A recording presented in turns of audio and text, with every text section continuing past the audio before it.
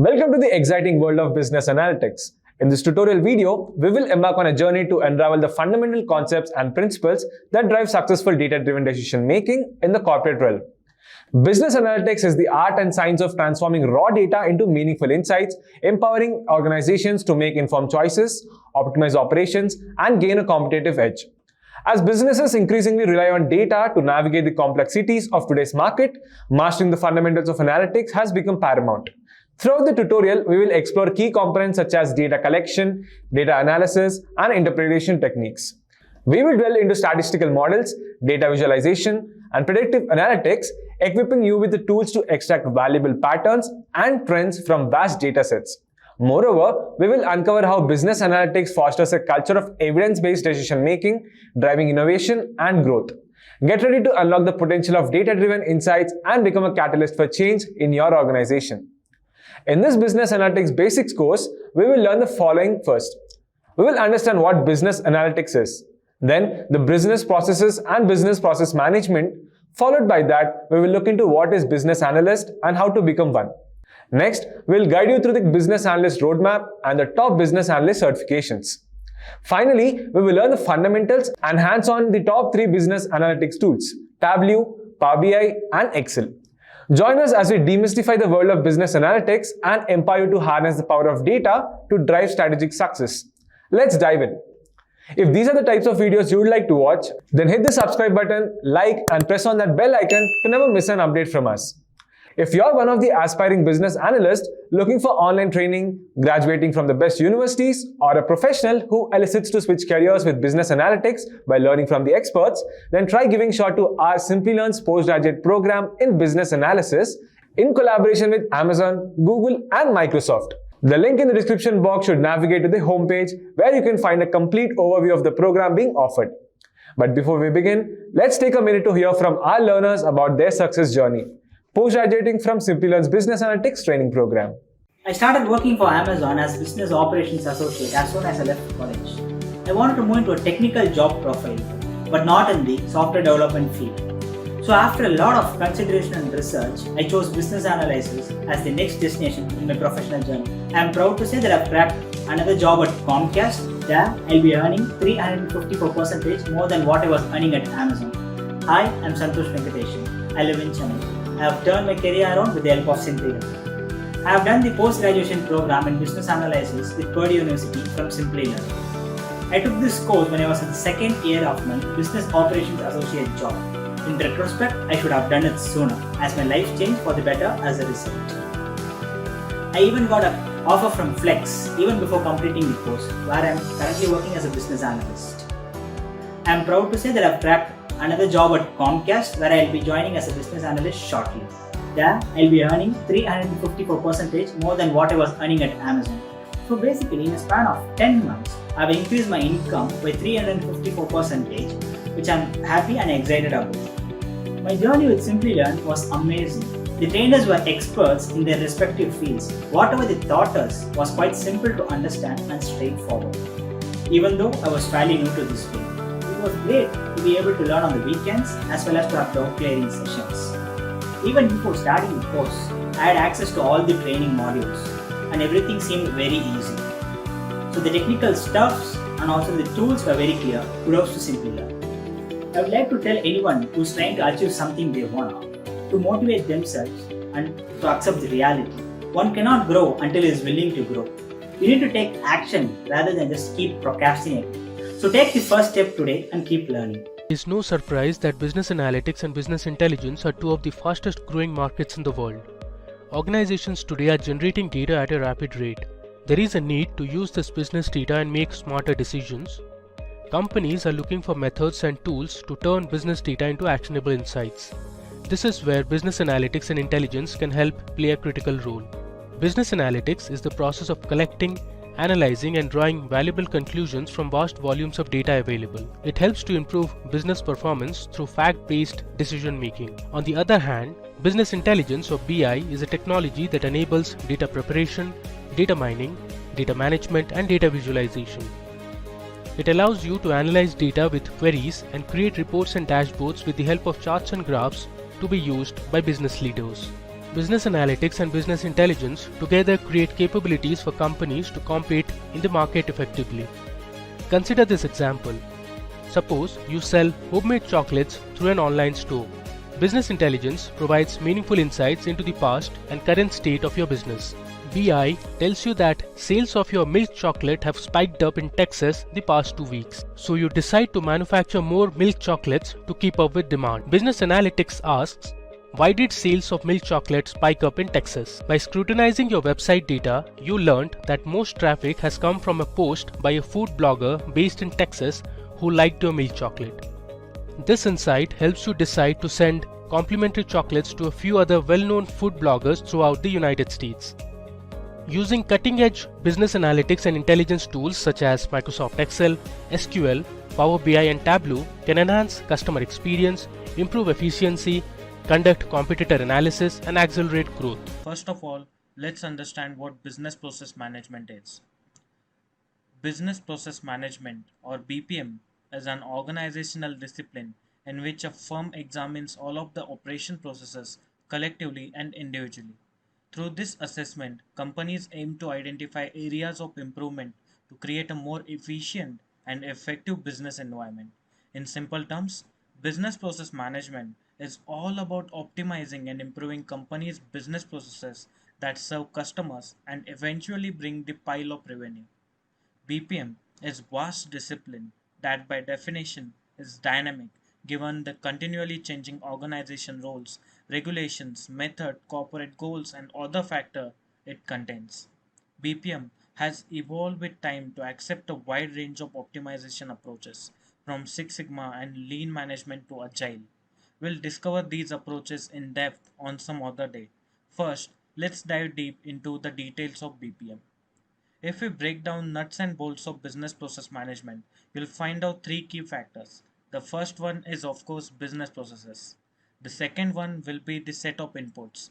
And the third one will be the output retrieved after processing presented inputs. For example, consider the bank loan application process. Here, the customer will supply an electronic application form via the bank's website to receive the desired loan plan. Let's say a home loan in this case. Initially, the input provided by the customer will go into the loan application process. Now, the loan process is not one small process. There are multiple operations and regulations involved in it, such as credit checkups, quality control, loan management, underwriting, etc. All these tasks are cumulatively considered as business processes. As mentioned earlier, all these processes will start once the customer provides some sort of input. In this case, it is an electronic application, which will be forwarded to the salesperson by bank's IT team. By evaluating the submitted electronic application, a salesperson will formulate the list of loan products in order to present them to the customer. But if a customer is interested in some specific banking product, for instance, home loan, in such a case, the salesperson will provide customer details about home loan. A home loan has certain eligibility criteria which customer will have to fulfill. So salesperson will ask for set of documents such as ID proof, income source or salary slip, property documents, etc. This initial phase of loan application is also known as pre-qualification process. In the next phase, the administrative team will evaluate all the documents submitted by the customer and forward them to the credit analysis team. At this point, the credit department receives the application, and the first step is to analyze it for accuracy, genuineness, and completeness. If all the needed fields are not filled out, the application will be returned to the borrower or credit analyst, who will contact the borrower to get the missing information. The credit team uses the loan origination system to determine a borrower's creditworthiness. A good LOS will help a lender bank set up workflows to process a loan. It may automatically flag files that have missing needed fields, return them to the borrower, and tell the sales department that they need to be reworked. To manage this tech, a new department of information and technology will also come into play. This particular step of application evaluation is also known as underwriting process. In the next phase, the credit decisions are made. If customer fulfills all required criteria, the application will be approved, or if the customer lacks somewhere, the application will be rejected. In the next phase, quality assurance will be achieved. Because lending is highly regulated business, banks rely heavily on the quality check stage of loan origination process. The application is routed to the quality assurance team, which compares crucial variables to internal and external standards and regulations. This is the final step of loan procedure before it is submitted for funding. Now consider all these processes altogether. Each process works on feedback of other process or some new input. Hence, managing every input and process can increase the speed of business operation by removing internal miscommunications, service delays, customer complaints, etc. And BPM is the field of management that exactly works towards achieving that. In short, to define it in more simple terms, I would say BPM is all about managing multiple input streams and intercommunication of business processes to generate desired business outcome within the least amount of time possible. This BPM comprises of three main pillars: people, processes, and technology.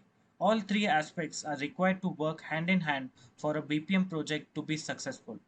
The business process needs to be fit for purpose and actually satisfy the demand for all the stakeholders.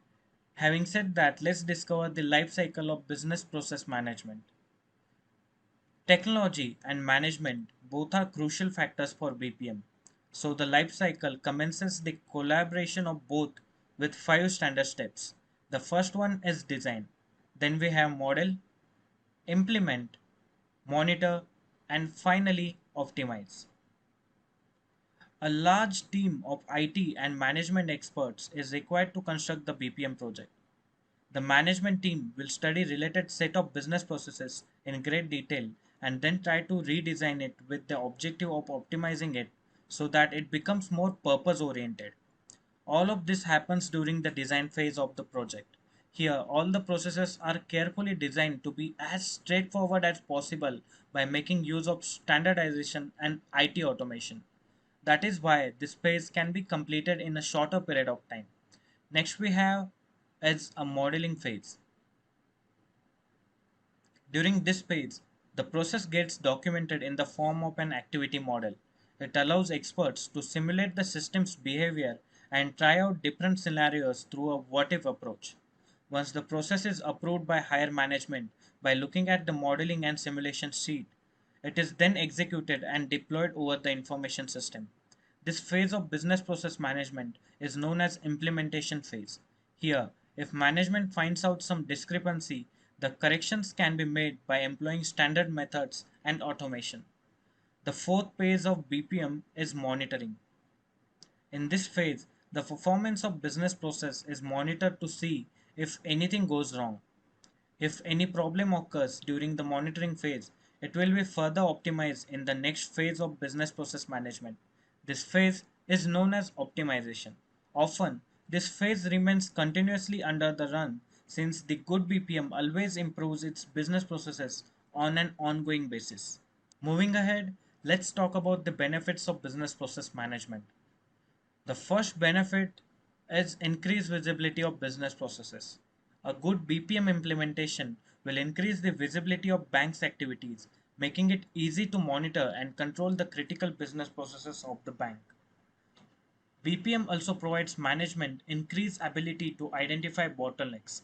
In simple words, a process bottleneck is a work stage that gets more work request than it can process at its maximum throughput capacity.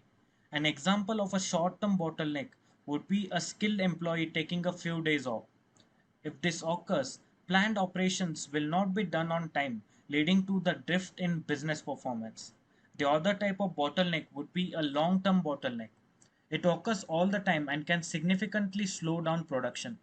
An example of long-term bottleneck is when a machine is not efficient enough and as a result has a long queue.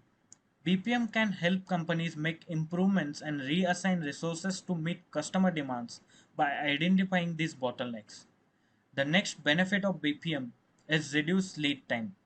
By controlling all business processes altogether and monitoring each process in a silo, BPM increases the accuracy and speed of business operations.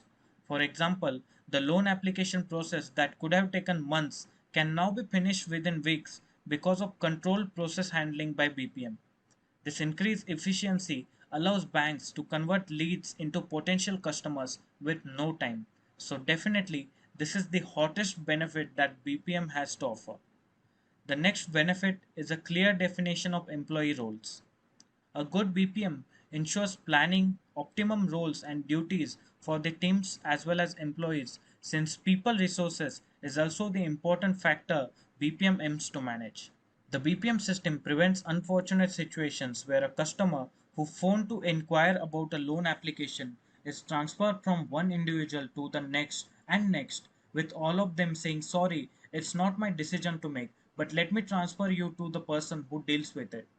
BPM enables a cross-functional approach to avoid this scenario, so the work is automatically moved from one desk to the another without any need for manual intervention. The sixth benefit is unified systems and operations. Since in BPM no process remains in a silo by itself, all processes come closer to each other, making business a complete unified system. The last benefit on our list is expanded growth potential. As discussed earlier, a successful BPM increases customer happiness and lead conversion, which directly increases a company's revenue and market value. Business analyst is a professional who is responsible for bridging the gap between IT and business teams. They use analytics to evaluate processes, determine requirements, deliver data-driven solutions, and generate reports to executives and stakeholders. Business analyst is an individual who is a part of the business operation and works closely with the technology team to improve the quality of the services being delivered. They also help in assisting in integration and testing of new solutions. Growing a career in a field with high demand such as business analysis could be a challenge, and competition for business analyst positions can be intense. So you should have a clear understanding of the roles and responsibilities of a business analyst. A BA should successfully identify and recognize the organization's business objective. They should understand the business problems and think of a lucrative business solution. They need to understand and collect the business requirements from clients and stakeholders, allocate the right resources, and improve the existing business. Documentation of business findings is another important key role of a business analyst. BAs interact with the development team to design the solution for solving a particular problem. They often need to spend a certain amount of time in meetings in order to save the development team from spending their time in understanding the stakeholders' requirement. They often give feedback on the layout of a software application as to what all features need to be added and what functionalities should the application contain, and also implement the newly designed features that a business needs. While BAs identify the needs, define the features, write use cases, uncover business rules, and manage issues, they should also gauge the functional and non-functional requirements in a business. Business analysts run meetings with stakeholders and other authorities.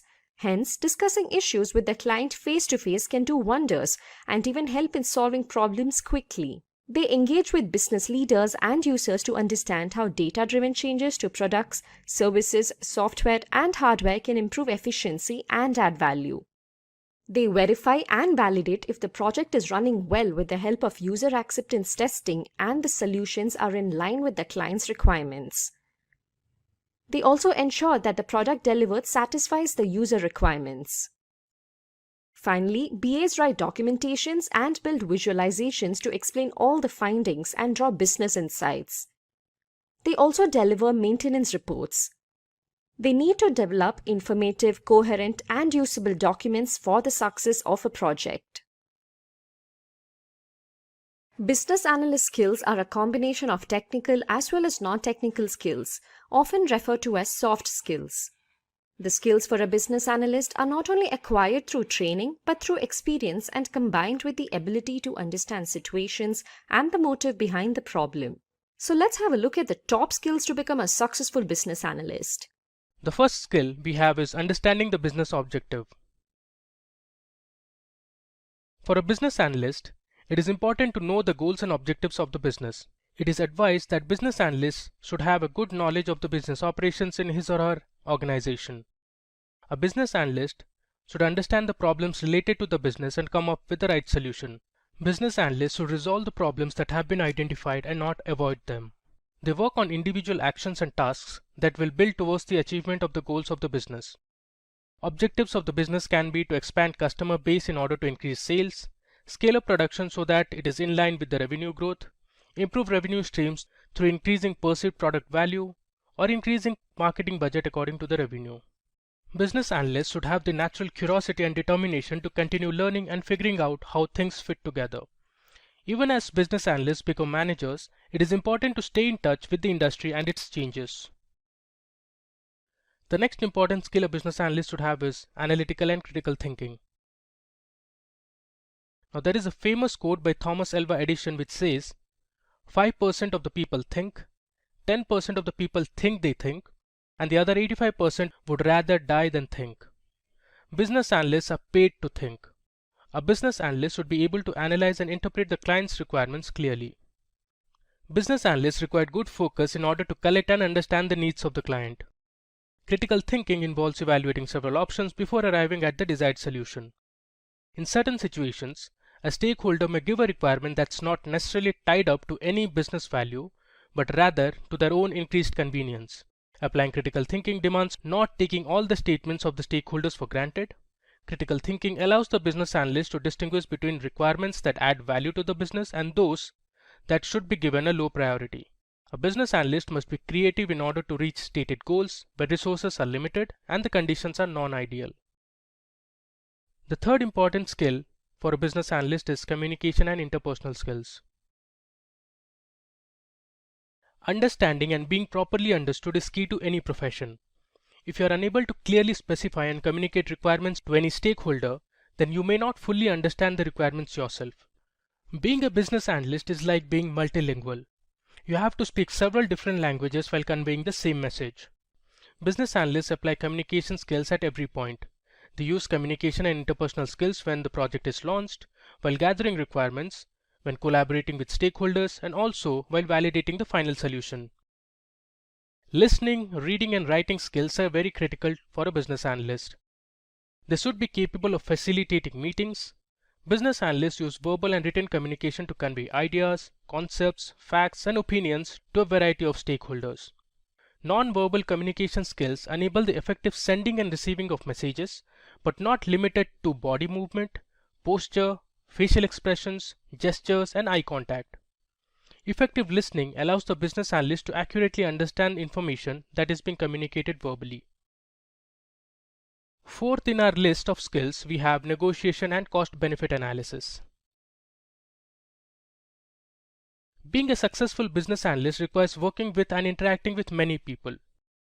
These people include clients, business leaders, project team members, project stakeholders, vendors, private sector representatives, industry leaders, and so forth. Business analysts negotiate at every turn during the course of a project. At the initial stage of a project, negotiation skills are used to determine what should be included in the vision of the project. As details emerge, negotiation skills are used by all parties involved to determine which requests become requirements and which requirements have higher priority. As the project progresses, negotiation skills help to determine the functional design which fulfill the requirements. Technical decisions also require negotiation skills. Business analysts also perform cost-benefit analysis to conduct an assessment of the benefits and costs anticipated in a project. When organizations undertake new projects, it is advisable for business analysts that they use cost-benefit analysis to establish whether such projects should be embarked or not. Business analysts should be able to achieve a profitable outcome for your company while finding a solution for the client that makes them happy. This balancing act demands the ability to influence a mutual solution and maintain professional relationship. Up next, we have our fifth skill, that is decision making. The quality of decisions made by business analysts is what matters a lot because it has a direct impact on the company's business. Thus, it is important for every business analyst to think from all aspects before presenting their decision or strategy. They must be having good problem-solving skills as well. Business analysts should have a knack to think out of the box and find a solution to problems. Majorly, a business analyst follows 5 major steps while making a decision. These steps are: define the problem, find and define the alternative approaches, evaluate the alternative approaches, make the decision based on these approaches and test, and finally implement the solution. While some may argue that the technical team is responsible for designing the solution, the business analyst still remains instrumental in ensuring that the design conforms to the requirements that have been approved. Now that we have reached halfway through the skills, I would like to ask all our viewers to please subscribe to our channel and hit the bell icon to never miss an update from Simplilearn. Moving on, we have another really important business analyst skill, that is idea about programming languages. Business analysts should have a good hands-on programming knowledge for performing better and faster analysis of data. Knowledge of R and Python is highly beneficial. Business analysts can help solve complex problems by writing efficient codes. Both R and Python have a vast collection of libraries and packages for data manipulation, data wrangling, data visualization, and data analytics. Some of these libraries are NumPy, Pandas, dplyr, tidyr, ggplot, and matplotlib. In addition to these, it is good to understand statistical software like SAS and SPSS. Using these programming languages such as Python, R, and SAS, you can analyze and visualize large datasets as well as create machine learning models for making future business predictions. The seventh skill in our list is creation of reports and dashboards. A business analyst should be proficient in using various business intelligence tools for creating reports and dashboards. Reports created by business analysts can be general reports such as detailed report, grouped report, cross-tab report, column report, query report, data entry report, etc. Or it can be dashboard reports such as visualized report with multi-dimensional analysis based on display of business indicators. Dashboard reports are developed by business analysts to solve business decision-making problems. Different from the tabular interface of the general report, the dashboard report adopts the canvas-like operation interface. Knowledge of Tableau, Power BI, and ClickView are required to make different types of reports depending on the business requirements. Now the eighth skill in our list of skills is database and SQL. Business analysts often work with data that is structured in nature. Hence, to store and process this data, they should have knowledge of relational databases such as Microsoft SQL Server, Oracle Database, MySQL Database, as well as NoSQL databases. Also, having hands-on experience with SQL is a must for a business analyst to access, retrieve, manipulate, and analyze data. So they should be able to write data definition and data manipulation commands such as create, update, delete, and insert. Microsoft Excel is the ninth skill in our list. Excel is one of the oldest and most popular and powerful analytics and reporting tool used in the industries for working with data. Business analysts use Excel to perform various calculations, budget analysis, and data analysis to derive meaningful insights and take decisions. They sort, filter, and create pivot tables to summarize the data. Business analysts can also create different charts and graphs using Excel to generate dynamic reports related to a business problem. Business analysts can use Excel to create revenue growth models for new products based on new customer forecasts. When planning an editorial calendar for a website, business analysts can list out dates and topics in a spreadsheet. When creating a budget for a small product, they can list expense categories in a spreadsheet, update it monthly, and create a chart to show how close the product is to budget across each category. Business analysts can calculate customer discounts based on monthly purchase volume by product. They can even summarize customer revenue by product to find areas where to build strong customer relationships. And finally, in the list of skills we have documentation and presentation. You could have all the industry experience in the world, but if it's paired with poor business analyst practices, you could be more of a risk to the organization than a business analyst with no industry experience at all. A business analyst must be able to document their project learnings and results in a concise and compact form. They should also be confident about presenting their findings and conclusions in front of the stakeholders and clients. Organized documentation will help you communicate technical concepts to non-technical employees. It is important that a business analyst notes down all the details that they learn from their projects. This will help them take better decisions in the future. Also, if similar problems arise at a later stage, they can implement the same solution, thereby saving a lot of time and unwanted problems. While business analysts are generally not responsible for making decisions regarding project solutions, decision-making skills are still important for understanding, gathering, and presenting relevant information to assist decision makers with selecting the optimal solution. Now, let me ask you guys one interesting question. What is the primary goal of conducting a SWOT analysis? Option A, identify market trends and customer preferences. Option B, assessing the financial viability of a business venture. Option C, evaluating the internal and external factors impacting a business. Option D, developing strategies for product development and innovations. Please answer in the comment section below and we will update the answer in the pinned comment.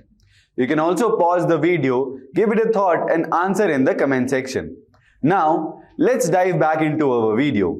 Business analysis is like being a detective for a company. It helps a company figure out what it needs and how to make things better. Business analysis is done for all sorts of things a company wants to do, whether big or small. It can be a part of a specific project or ongoing as the company grows and improves. Think of it this way, business analysis helps a company understand where it is right now, where it wants to go, and how it gets there. It's like looking at a map and planning the best route for a journey. It's important because it helps the company make smart decisions and find ways to create value for the people involved. So, if you're into solving mysteries and helping companies grow, business analyst might be the perfect role for you. So till now, you must have gotten an idea of what business analysis is. Now, we will see who is a business analyst. A business analyst is a person who performs business analysis tasks described in a BABOK, which is the business analysis body of knowledge. No matter their job title or organizational role, business analysts are responsible for discovering and analyzing information from a variety of sources with an expertise, including tools, processes, documentations, and stakeholders. Now, let's see what business analysts do. The activities that business analysts perform includes business analyst understanding, enterprise problems and goals, analyzing needs and solutions, formulate strategies, drive changes, and facilitates stakeholders' collaboration.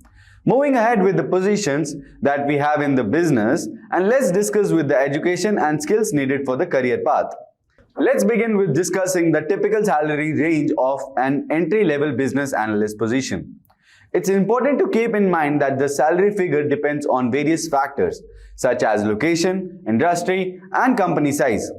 However, we can provide a general idea of what you might expect. For entry-level business analyst, in India, the salary range for entry-level business analyst is typically between 3 lakh to 6 lakh per annum. And in the US, the salary range for entry-level business analyst is approximately between $50,000 to $70,000 per annum. Now, let's see education and foundation. First, you will need to get a bachelor degree in business administration, computer science, or relatable field. It's like building a strong foundation of your career to boost your credentials. You can also consider getting certifications. After that, sharpen your skills. Acquire domain knowledge and develop your analytical skills by learning tools like Excel, SQL, and data visualization software. These are like secret weapons that will help you analyze data and find important insights. You should also learn problem-solving methods and how the model processes. It's like becoming a problem-solving superhero. Now, hands-on experience. To really level up, look for internships, entry-level positions, or projects within your organization. This will give you a practical experience and allows you to contribute to the requirements gathering, documentation, and testing. It's like going on a real-life mission and making a tangible impact. By following these steps, you will be well on your way to become a skilled business analyst. You will be the hero who helps businesses make smart decisions and drive success. Now, let's talk about senior business analyst salary. For senior level business analysts in India, the salary range can be between 6 lakh per annum to 12 lakh per annum. In the US, the salary range of a senior business analyst is typically between $70,000 to $100,000 per annum. For education and foundation, Consider pursuing a master degree in business administration or a relatable field to deepen your knowledge and expertise. Explore advanced certifications such as Certified Business Analyst Professional or Project Management Professional. Acquire domain knowledge. Continue expanding your understanding of the industry and its strength, challenges and emerging technologies. Develop a deep understanding of specific business domain with the industry. Next, analytical skill development. Enhance your data analysis capabilities by exploring advanced technologies, predictive modeling, and data visualization. Familiarize yourself with business intelligence tools and advanced analytics platforms. Hands-on experience. Take the lead on large projects and handle critical business analysis activities. Mentor and support junior analysts. Provide them with guidance and assistance.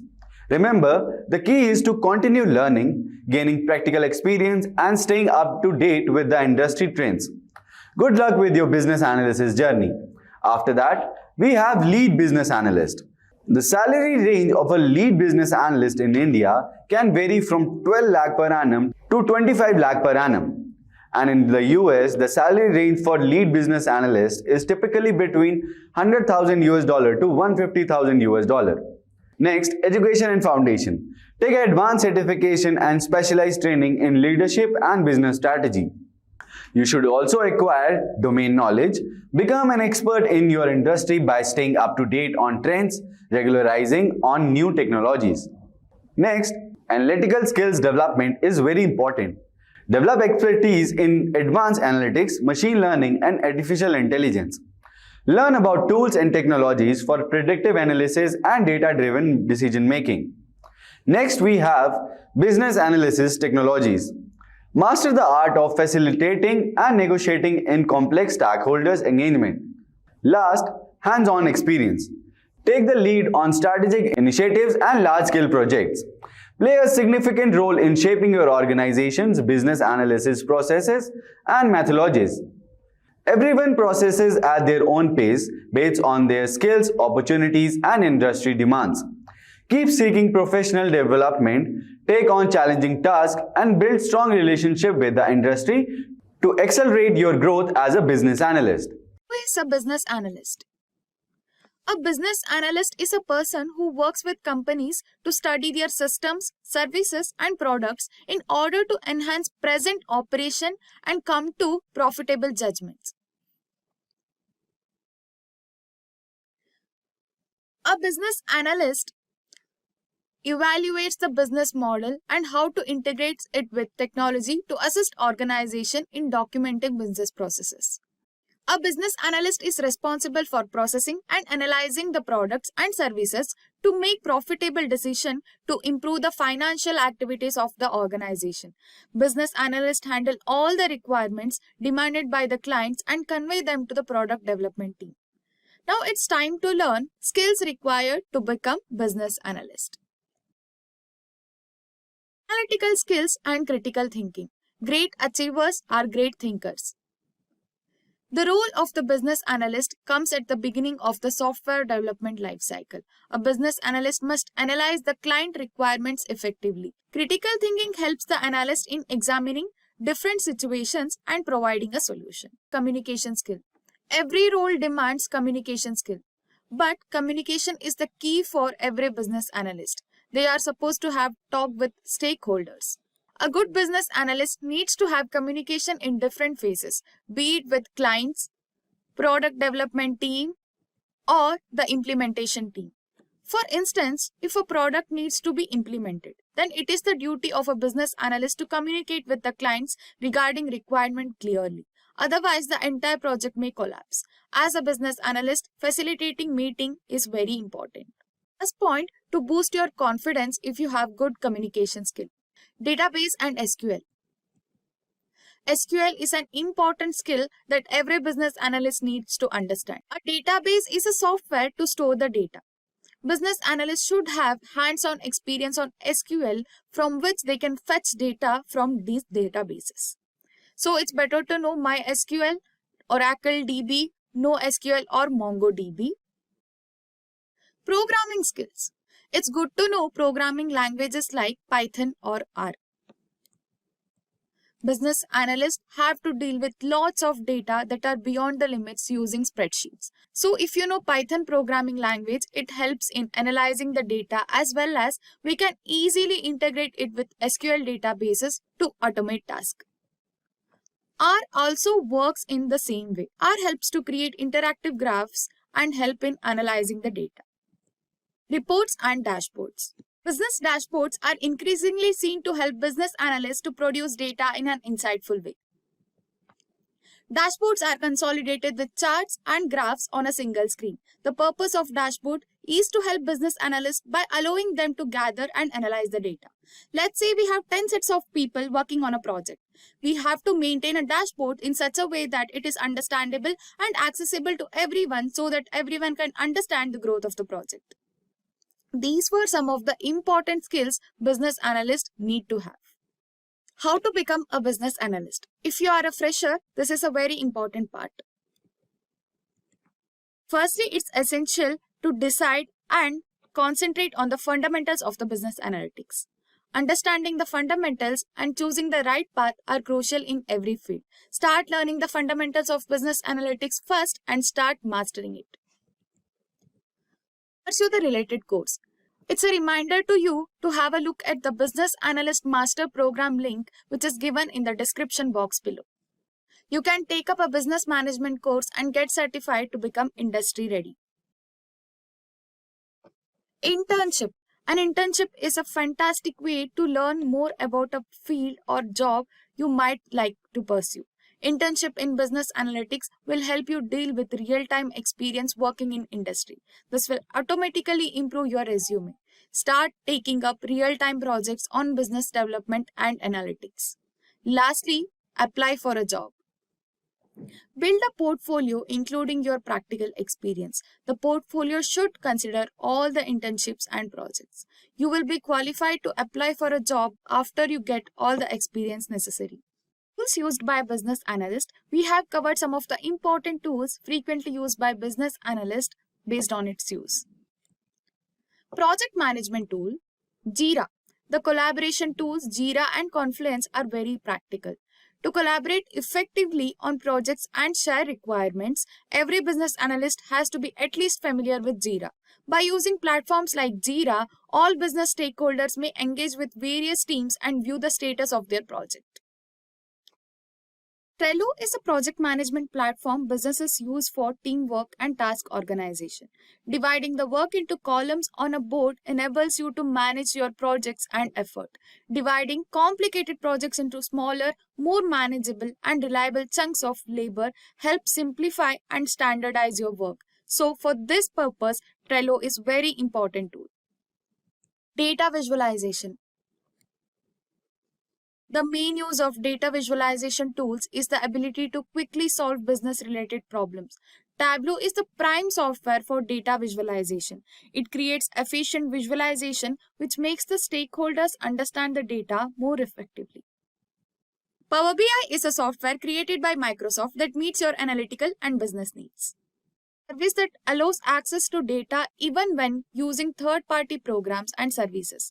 For instance, you can integrate it with SQL Server. You can enable Python with Power BI tool that offers customizable visualization. By including data normalization and purification, the functionality of a desktop program can be greatly increased using Power BI.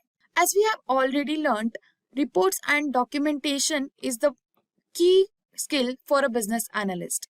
To create report and documentation, we use Google Docs. Google Docs provide you with templates for business research. Business analysts may share and collaborate on documents effectively using Google Docs. With the use of Google Docs, business analysts can communicate with stakeholders about any kind of file or document. Microsoft PowerPoint, as we previously discussed, good presentation skill is always counted for a business analyst. A business analyst must have ability to present project teachings to their stakeholders. So, it's necessary to learn Microsoft PowerPoint. These were the important tools for a business analyst to manage their work.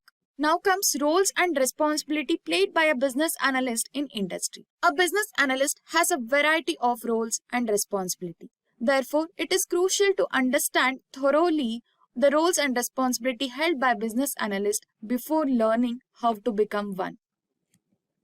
A business analyst pinpoints the goals and issues of a company's business and develops profitable solutions. They assemble stakeholders and business requirements. They help in analyzing and evaluating business processes an organization has and identify the area of improvement. Business analysts collaborate with the development team to create a plan for addressing a specific issue. They aggressively offer feedback on the design of a software program and integrate the newly created features that a company needs. Business analysts evaluate companies' functional and non-functional requirements.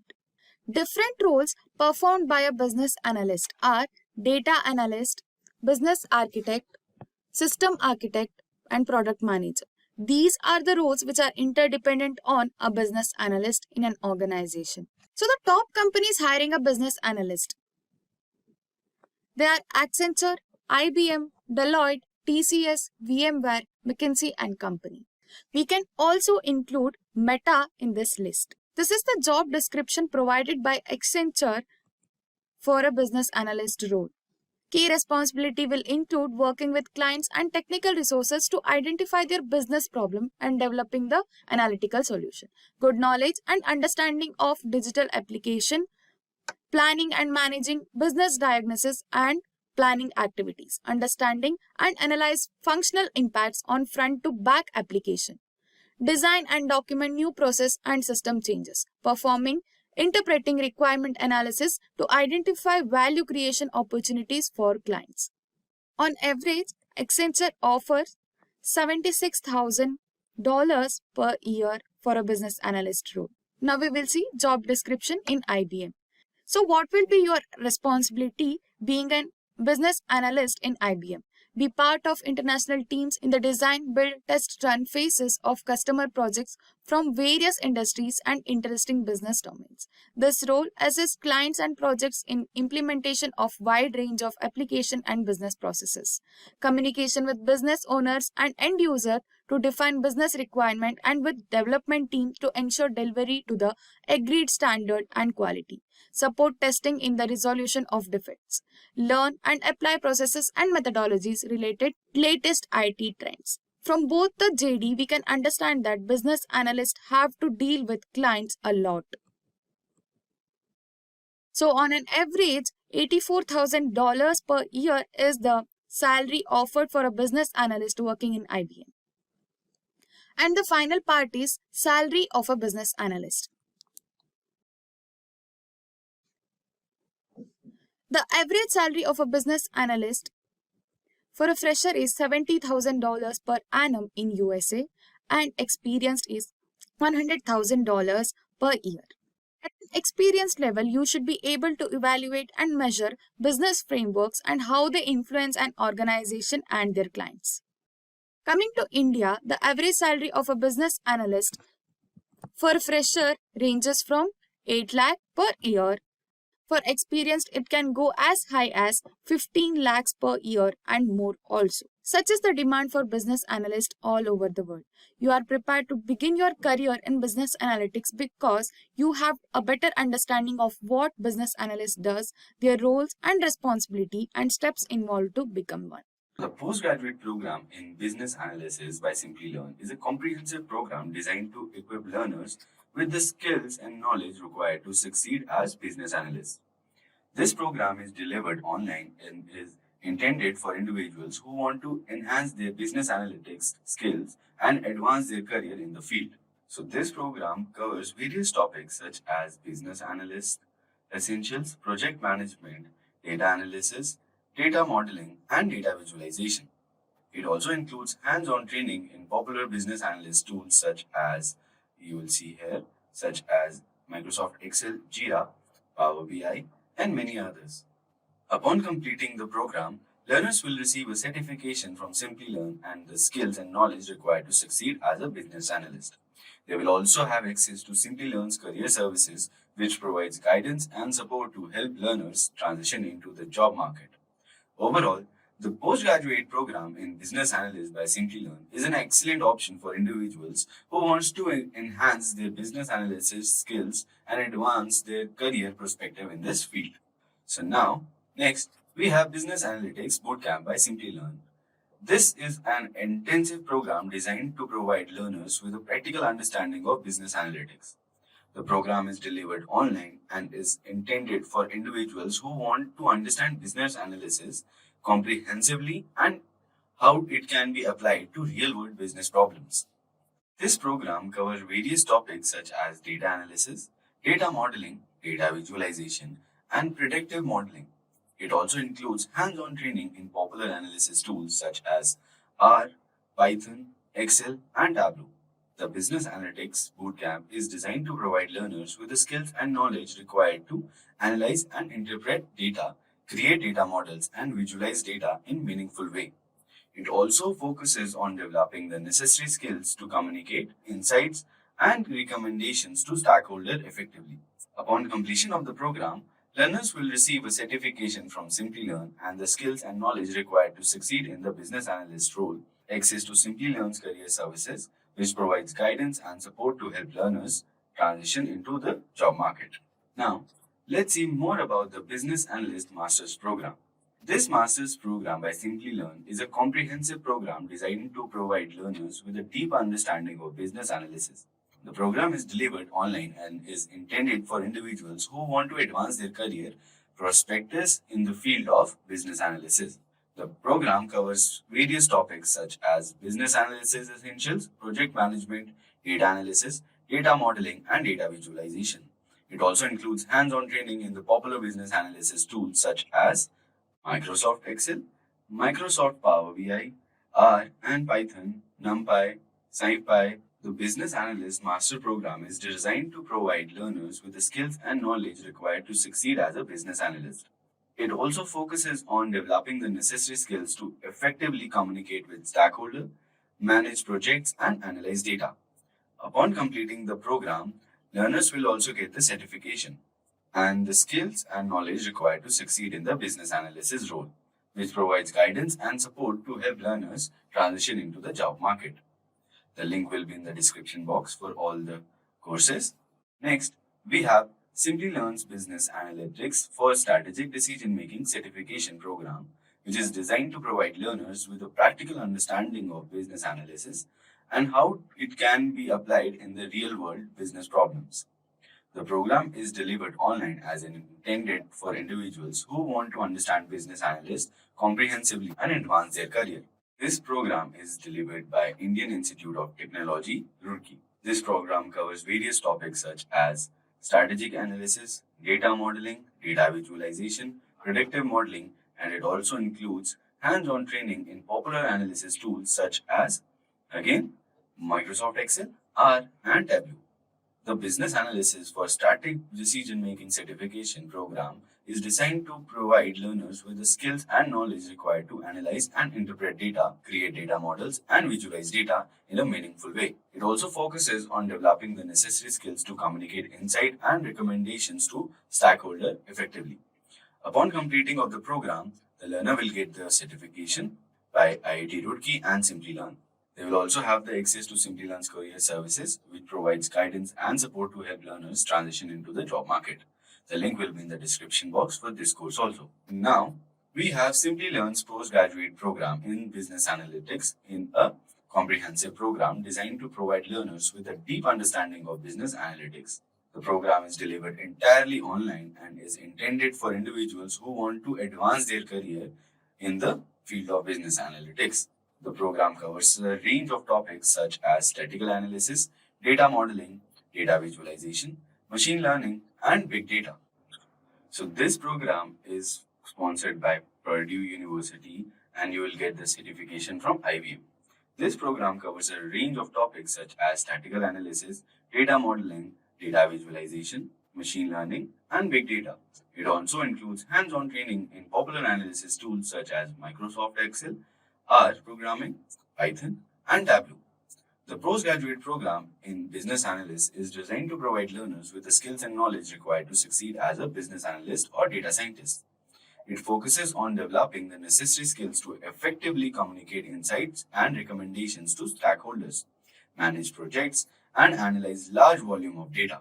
Upon completion of the program, learners will receive a postgraduate program in data analysis certification from Simplilearn and the skills and knowledge required to succeed as a business analytics or data science role.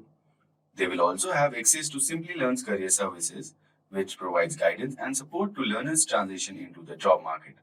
Then try giving shot to our Simplilearn's postgraduate program in business analysis in collaboration with Amazon, Google, and Microsoft.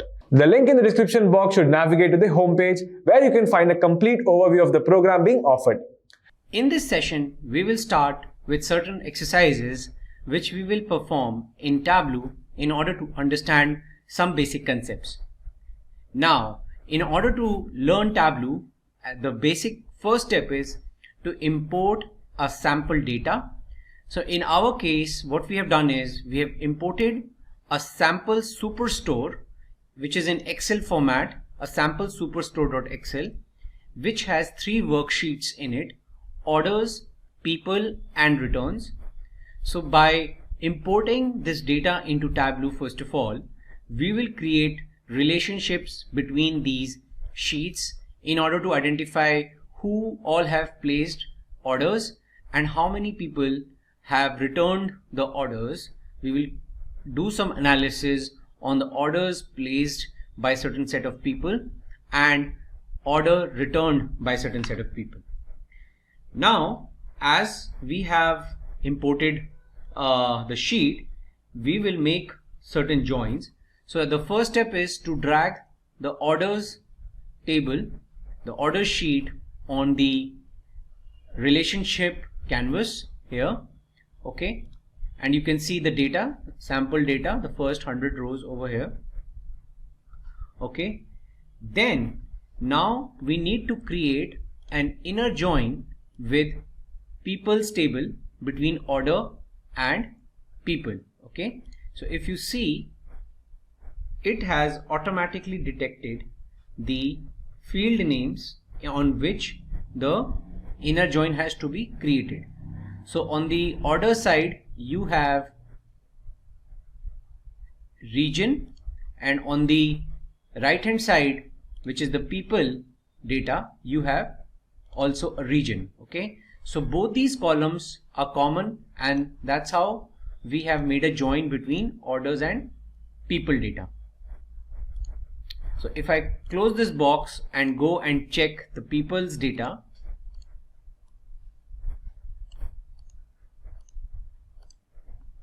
open,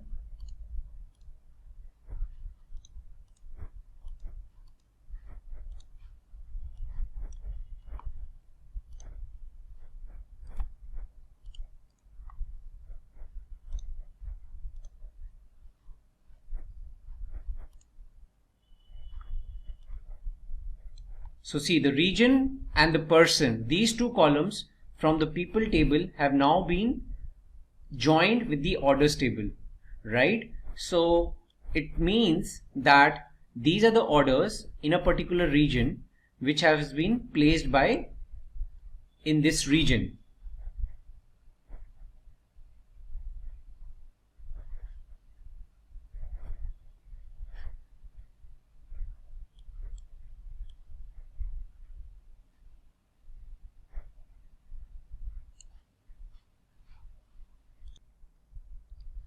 Let me show you the sample superstore Excel file.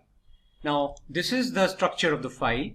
You have a sample list of transactions, basically the orders which are placed by customers across multiple regions: south, west of USA, south region, west region. Then you have a list of order IDs which have been returned. So basically, the order ID in the returns sheet matches with those orders in the orders table.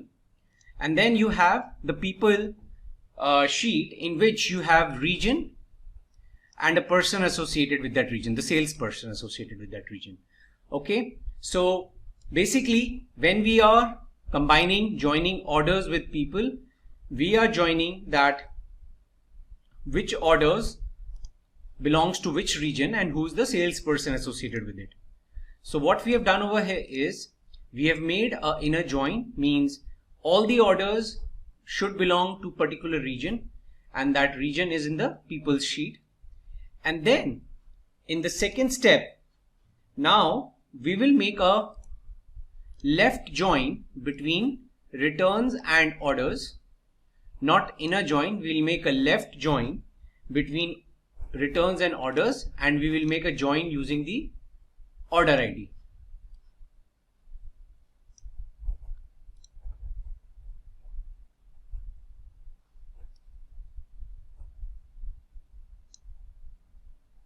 Okay, so just edit this, click on left and select order ID as the join column. Now, what does left join means? Left join means is that consider all the orders from the orders table and only consider the orders from the returns table which have data, means which are returned. Otherwise, show null for the order IDs which are not returned. So if you see, these are the two columns from the returns table, and these are null because this is relevant to the order IDs which are not returned, okay, which has been accepted by the customer. But these are the orders for which you see data in the returned and order ID column. It means that these have been returned. Now, with these joins in place, please save your book, and now we have our relations created in the Tableau. Now we are ready to create certain reports and extract certain KPIs using this relationship model. Now we'll move to sheet 1. Okay. And first we will place state and person on the rows sheet. Okay. Then I'll go to my numbers and put the profit or the, so per state, per person, how much profit I am making as a company. Okay, this is my goal to check. Now sort by highest to lowest. So California is giving me the maximum profit of 76,381. Then New York, then Washington. So this is the sorted order in which I have listed my profit in descending order. Now I can also check what are the number of orders placed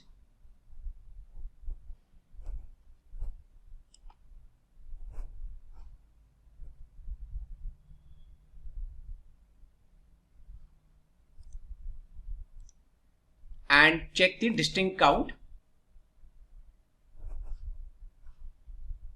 So out of 120, out of the total orders of 127, okay, so this is the total number of orders which have been returned for California is 127. It's 16, 29. So the sorted order is as per the revenue, as per the profit, and this is the details of the orders which have been returned per state. So if you see for Connecticut, for Kansas, there are 0 returns.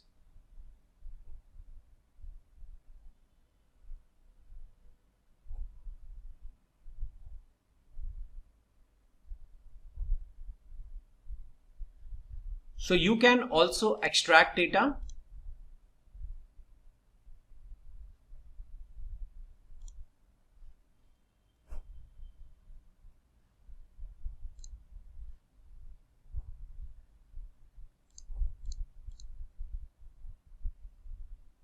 Table to refresh is orders and identify new rows using order date.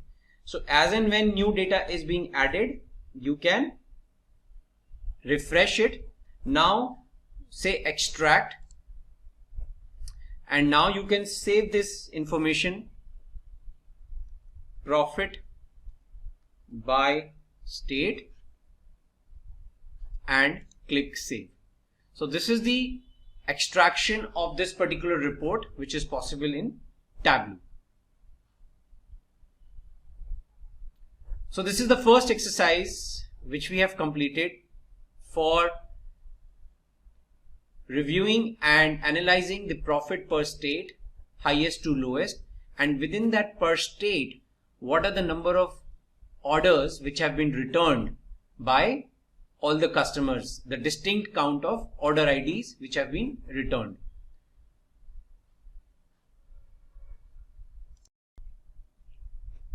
Now let's start our second exercise on creating calculated fields in Tableau. Now in this exercise, we will be doing certain activities, like we will be creating a set to show the states which have more than 100 customers. Then we will be creating a calculated field to show an average sales per customer. Okay. Then we will create a calculated field to show the sales goals, and then show emerging and developing stage. So these are the 4 KPIs which we have to derive. Now, the first thing, we have our sample superstore data already imported and the relationships created, inner join with people and left join with returns. Now we have our sheet 2 in which we will create the states, a list of states which has more than 100 customers. So what we have to do is we have to right click on the customer name and click create set. Okay. Now we have to give the name as states with 100 plus customers, and then go to the condition tab, select by field, and then apply condition as count of customer name greater than equal to 100 and click OK. Now we have this set created, states with 100 plus customers. Now to determine average sales by customer, we have to now create a calculated field. So go to the analysis and click on create calculate field. Okay. Now name it as average sales per customer, and now we will say average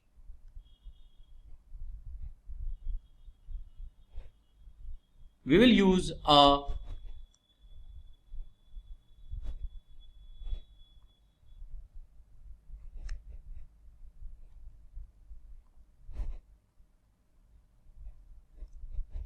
okay, so we are saying that per customer we are using a level of definition function include, which means that per customer what is my average sales, right? We've already used a function, aggregated function called average. So we are saying per customer give me the total and then give me the average per customer. So we're going to click OK. Now create another calculated field. You can also create from here and name it as sales goal.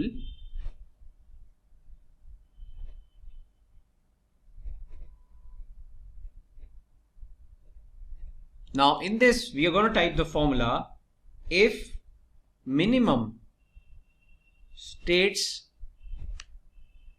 with 100 plus customers equal to true, then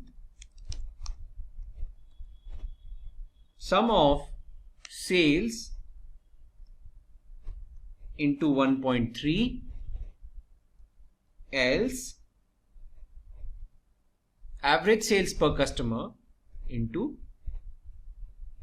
100. So we are saying that if the customer belongs to the set of states with 100 plus customers, then the sales target should be 1.3 times the actual sales as of today, else it should be 100% of the average sales per customer.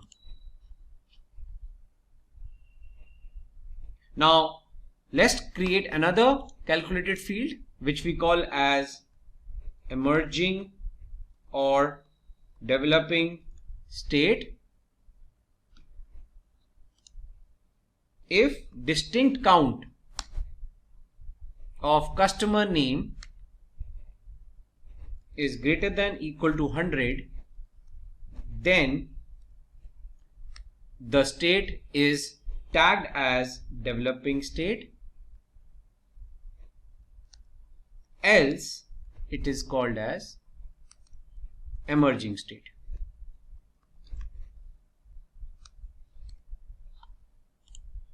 Okay, so we have now three calculated fields: average sales per customer, emerging or developing state, and sales goals.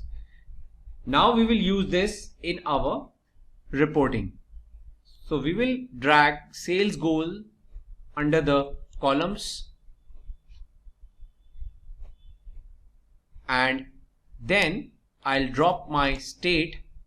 So now this is the state wise sales goal, depending whether the state has 100 plus customers or not. Then add your customer name,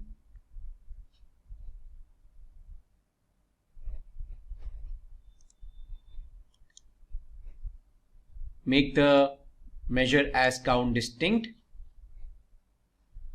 and make it as discrete.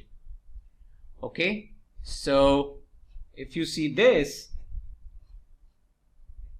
we have the count of customers per state and the sales goal for that particular state. And now I'll put my sum of sales, the total sales which I want per, which is there per state.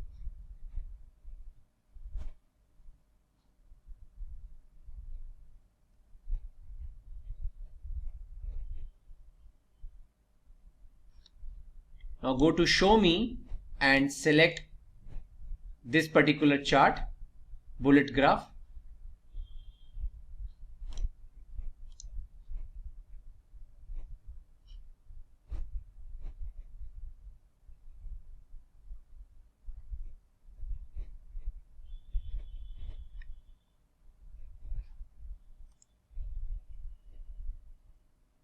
Now to bring sales goals to column, right click on the sales axis and select swap reference line fields.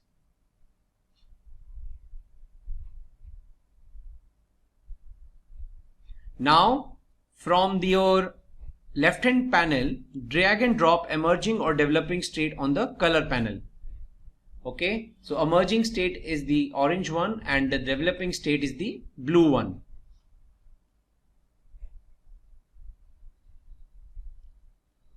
And save the sheet as developing and the emerging states. So if you see this, it's an emerging state because its count is less than, the customer count is less than 100.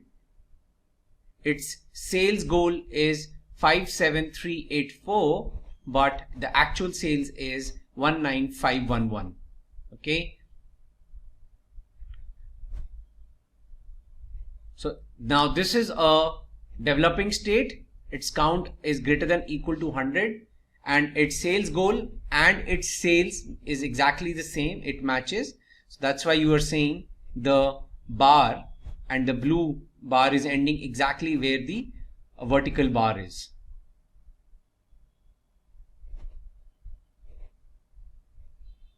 So what we are trying to depict is that whether the state is going beyond its target sales goal or it's behind it. And you can see that using this particular vertical bar. Like for example, Michigan, its sales goal is 71,952, but its actual sales is 76,270 average sales. So that's why it is above its target and it's a developing state, because it has more than 100 customers. So you can even sort by the count of the customers, higher to lower. So all your developing state will group from at the top and the emerging states will group at the bottom. Or you can sort by the sales goal. So the orange bar is the sales goal or the blue bar. So depending what sales goal is being derived for each state.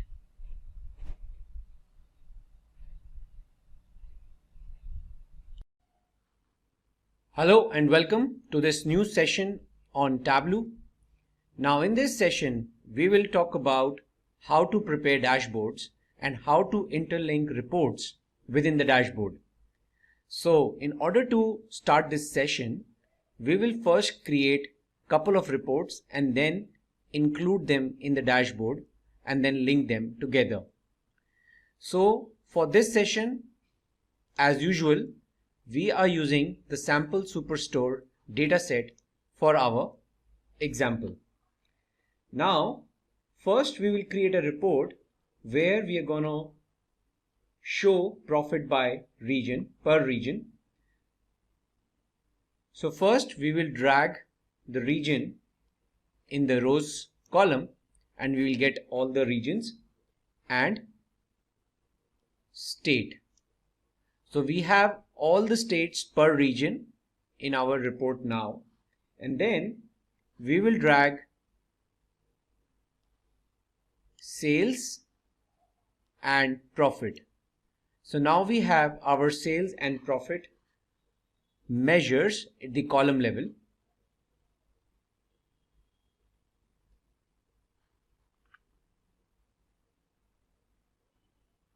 Now just also drag now the region to the color section.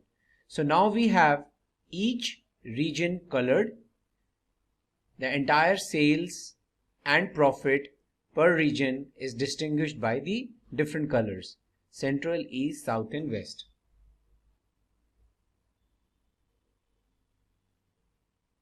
Now click on the colors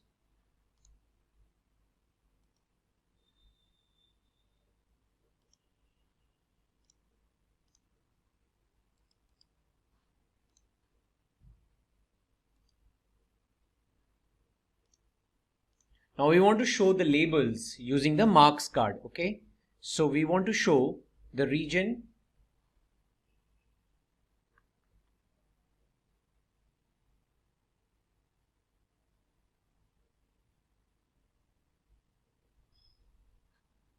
okay, so we need to include the show the marks labels. Just a second.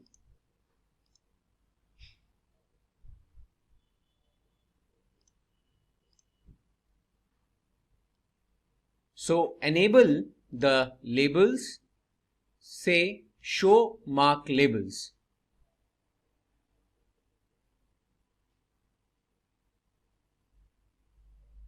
Okay. So you have on the left, this is the profit and this is the total sales. Now rename this sheet as region and state analysis report. Okay. Now let's create another worksheet.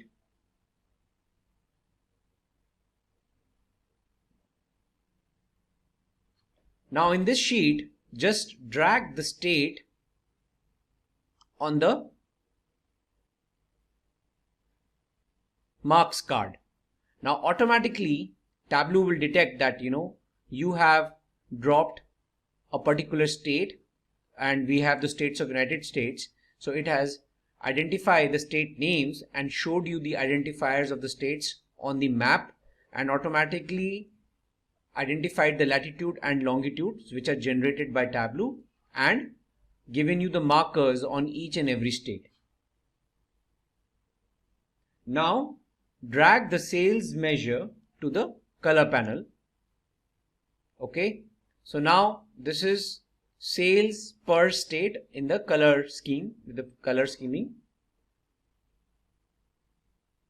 Then now drag the profit to the size. So now each state you have the color, the profit and the sales. Now you can edit the colors and you can select a particular scheme of colors and say apply and OK. So now you are able to distinguish the colors on the state. Now after this, just rename the sheet as profit by state report. Now let's create another report. Now in this report, drag the subcategory to the column section and sales and profit measures in the rows. Okay. Now right click on the sum profit pill and check dual axis.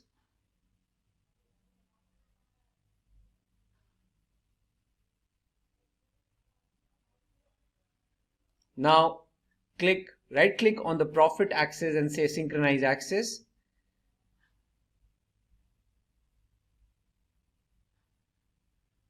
Now select sum sales from the marks card and change the notation as bar,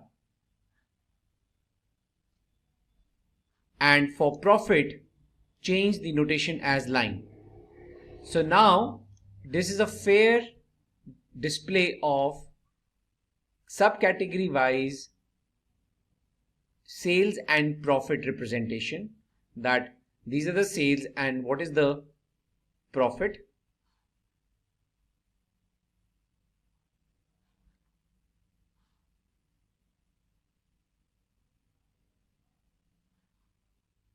Now go to the all marks and drag the category section,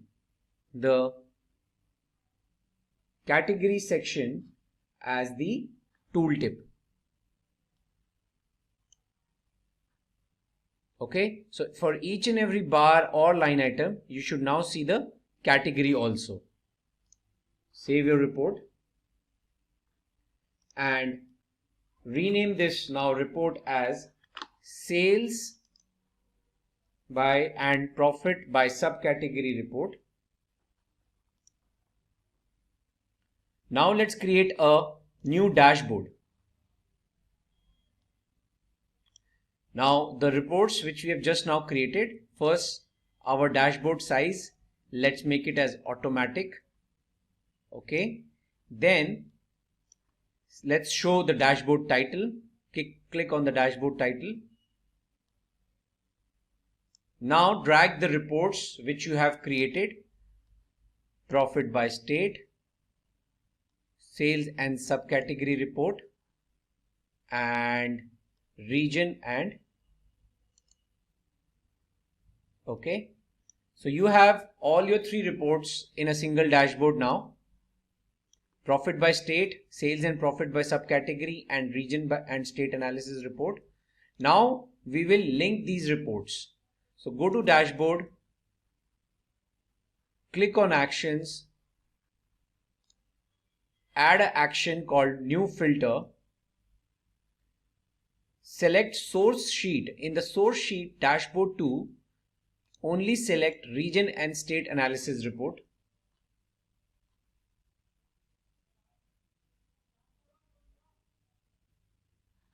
And in the target sheet, just deselect region and state analysis. On the source sheet, keep the run action on select and click OK. Now whatever state you select over here, that particular state will be used as a filter across both these reports. So it means in North Dakota, you have all these subcategories being sold and their associated profit, and on the map profit by state report you can see the North Dakota state being highlighted or only selected, and the relevant profit and sales. Okay, so here is the total profit and sales in the profit by state report, and in this sales and profit by subcategory report you have the breakup of the profit and sales across the categories. Similarly, you can select any other state and automatically the filters will get applied automatically. See this, Maine. Okay. So with this, we cover our example of how to create multiple reports and then connect them or encapsulate them in a single dashboard for a single view across all these reports. Then try giving shot to our Simplilearn's postgraduate program in business analysis in collaboration with Amazon, Google and Microsoft. The link in the description box should navigate to the homepage where you can find a complete overview of the program being offered. Today we are going to talk about Power BI, what are its features, what are the basic advantages of using a visualization tool like Power BI, and we will talk about how to install Power BI and other features it provides and the basic setup. So let's discuss what's in it for us today.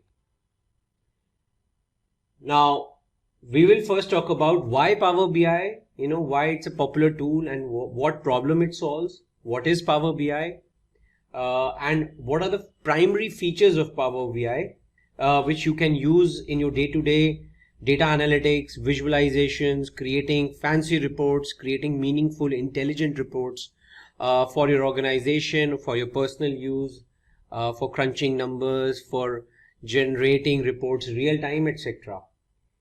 Now, the most popular tool for Power BI is the Power BI desktop. I'll show you certain aspects of Power BI desktop, and then I'll show you the steps how to install Power BI desktop on your machine. And then definitely Power BI desktop is a free tool provided by Microsoft, but then you can also subscribe for an enterprise version, which is primarily used by enterprises for publishing their data. So we'll see the difference, and then overview of dashboards which can be created, what kind of dashboards can be created in Power BI. So this is the agenda for us today. Now, why Power BI? So generally, visualization tools, reporting tools are required in order to create and prepare and analyze meaningful data. It could be a data for an organization, it could be a social media platform data, it could be a data from IoT devices, but something which needs to be analyzed and some intelligent inferences and data mining has to be done on top of it. Now imagine today we are in a world where terabytes of data and information is getting generated on an instantaneous basis, on minute by minute basis. So it becomes very essential to churn out something meaningful, something intelligent out of it. In the market, there are a lot of other tools which are available like Killix, Alteryx, Tableau and Power BI. So Power BI is a Microsoft product which is one of the most popular products, and it comes as a free to download product, Microsoft Power BI desktop, which is available, and I'll show you a couple of ways how you can install it on your machine. But why Power BI is popular is because it provides a lot of out-of-the-box features, drag and drop features, which we will talk about in our subsequent sessions and classes. But today's session is primarily focused on giving you guys an introduction on what is the purpose of Power BI and what all problems it solves in the real world. So Power BI allows you to view, analyze and visualize huge quantities of data, and the data could be in any format, Excel, CSV, text, or it could be a direct connection to a database like SQL, MySQL, Azure, Oracle, anyone, IBM DB2. So it supports n number of data types or data sets, and it's very powerful in terms of data connectivity. So it uses powerful compression algorithms to import and cache the data within the .pbix file. So it's as convenient as a simple software.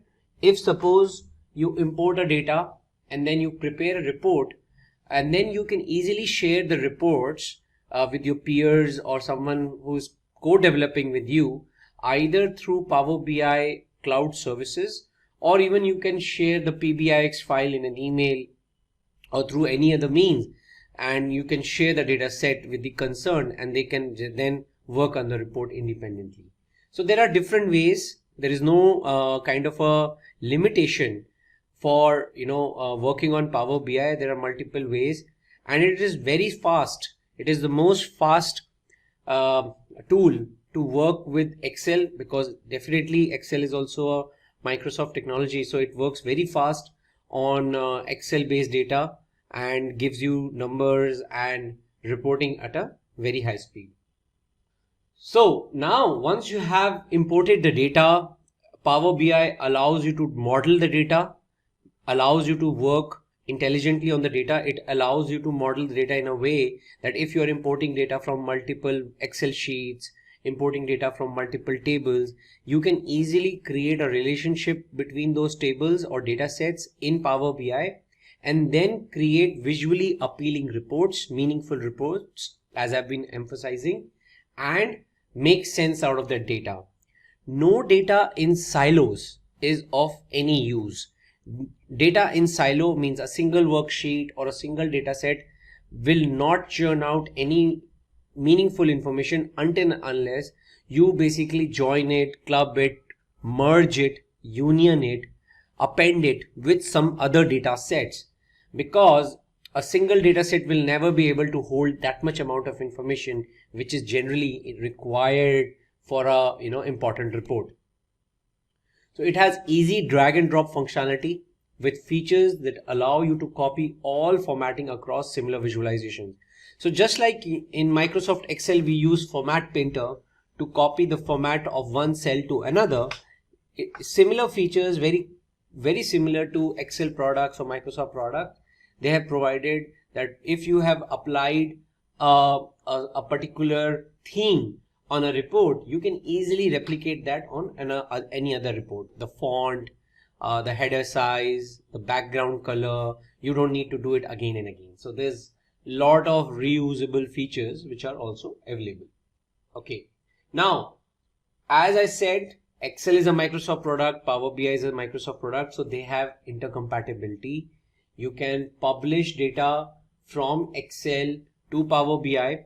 Now with the latest developments and enhancements, as of today, Excel has also plugged in a new feature called Power Pivot, which I'll show you later down the line. But that also allows you to do a quick analysis. You can't create, of course, complex reports or fancy reports like Power BI, but Power Pivot allows you to create, quick measures, quick functions, quick calculations on your data quickly only in Excel. So it's an Excel plugin. But whereas, Power BI is also compatible with Excel. So when you create a report in Power BI, it gives you inbuilt feature to export your Power BI report into Excel format directly. You don't need to do any programming for it. Also, you can easily publish, when you publish your Power BI reports, it allows you to give some inbuilt intelligence of analyzing your reports in Excel, and it gives you all those features of exporting your Power BI reports into Excel, which is not available in any other tool, or otherwise those tools have to create plugins, create add-ins, and probably they might charge for it. But Power BI comes with a lot of out-of-the-box features which are very, very helpful for analyzing data in Excel, and vice versa. Azure Cloud. Now Azure itself again is a Microsoft Cloud tech stack. So using Power BI with Azure allows you to analyze and share large volumes of data. So Azure, basically Azure database or Azure cloud servers are meant to hold huge amount of data, and Power BI allows you to have seamless connection. You can easily connect to Azure Data Lake, You can reduce the time it takes to get insights and increase collaboration between business analysts, data engineers, and data scientists. So Azure Data Lake becomes the central focal point where all your analysts, engineers can keep working on the centralized piece of data and churn out their reports. Data scientists' primarily job is to keep the data in a structured way, optimized way, optimize the input-output operations, disk operations, and memory utilization so that the reports also get churned out in a faster manner. So every person has their own role in order to give a quick refreshable report, a quick rendered report.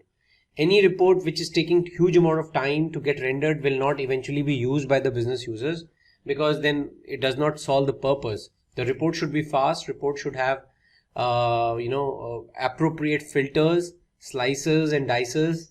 You should be able to create the reports or dynamically, or you should be able to visualize the data dynamically. So all those visualization features are available in Power BI, and it works seamlessly. Either it is small data or huge data. It allows that you to work on those kind of data in a seamless fashion.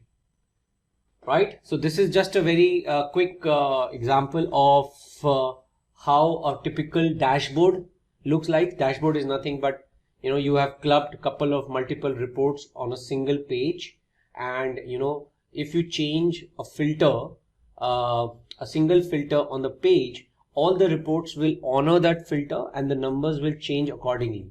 So if you see in this example, there is a filter or a drop down of product ID, product name, employee name, or supervisor, or a date range. So whatever date range or filter you will apply, all the reports on this dashboard will get changed based on the filter you have selected. So Power BI allows you to get insights from data and turn insights into action to take data-driven business decision. And that is the ultimate goal of any visualization tool. That is the purpose for which visualization tools are bought and purchased by the organizations, and data is fed into them. Now, Power BI fetches data from factory sensors, social media sources to get access to real-time analytics so that you are always ready to make timely business decisions. So basically, there is a feature of live connection or cutoff data connection. So either you can work on data which is residing on a machine and you can just work on the cutoff data. Like for example, there's a data which is available for sales 2017, 2018, and you're just working on a historical data. It's a cutoff data. Or it could be possible that you want to be connected live to a real-time IoT based, sensor based data, or social media data like Twitter, Facebook feeds, or you're connected to live Google worksheets. That is also possible. You just need to publish your Google sheet for a public domain, embed the URL into Power BI, and then whoever updates that Google sheet, automatically the Power BI report will also start honoring and consuming the new data which is added in the Google Sheet. So all those kind of real-time streaming analytics is also possible, and that is one big feature and very important feature of Power BI, which is widely used and has a very huge market acceptance and market utilization. Now, what is Power BI? Power BI is a business analytics service provided by Microsoft that lets you visualize your data and share insights, right? So earlier, Microsoft used to have a technology called SSAS. Now they have replaced actually SSAS and SSRS with Power BI. So basically you can use Power BI on the data which is there in your Excel or any other data source, and the Power BI service or Power BI desktop basically creates a connection to those data sets and import it, cache it, and give you a handle to it in order to work with it. So you can create these fancy, meaningful visualizations. Like for example, there is a geographical map. If you are importing data for a country or a continent or a region, Power BI will automatically detect that it's a geographical information and give you a map with latitude, longitude information, and you just need to plot your numbers on the map. Either you can use bubbles or either you can use triangles or whatever data structure you want to use, but all the mapping will be available geographically. Then you can create pie charts, which is shown in this visualization. You can create tree maps. You can create cards where you can highlight the most important numbers like sales, total sales of your company across all the regions, or the growth chart, or the month on month sales of your organization, or total number of products or units sold. So whatever is important and to be highlighted for the management to take any meaningful decision or any insights you want to share. Power BI visualization tool, the Power BI visualization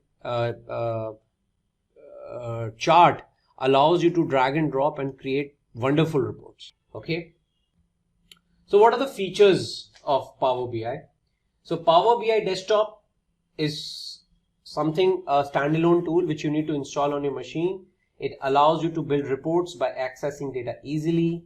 You do not need advanced report designing or query skills to build a report.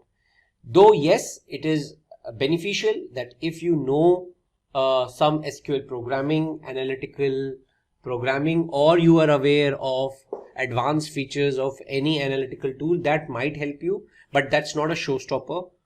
You can easily build reports in quick turnaround time without needing any technical background. You just need to have some analytical mindset, and you can create savvy visualization and analytical reports. Stream analytics, as I mentioned, you can create a live connection with any kind of data. It could be IoT, it could be media, social media, it could be Google Docs, it could be any other kind of live connection. It could be a live database connection itself. So any insertions or updations or deletions happening will automatically reflect in your report. Yes, multiple data sources, and that has to be the primary criteria for any tool to be popular. If any visualization tool is limited to certain data sets, then it will not be highly acceptable in the market. And custom visualizations, right? So as I showed you certain examples in the past, in the previous presentation, that feature is very important because someone might want to look at the KPIs from a different perspective. Some management might want to look at the KPIs from a different perspective. So you need to have that capability to create different visualization from the same data set. Now let's take a look at how to install Power BI Desktop on your machine. So basically what you need to do is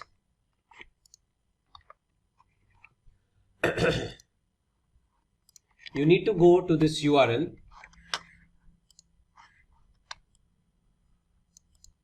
powerbi.microsoft.com enus desktop. Okay, and you need to just enter this. Now you can download it for free.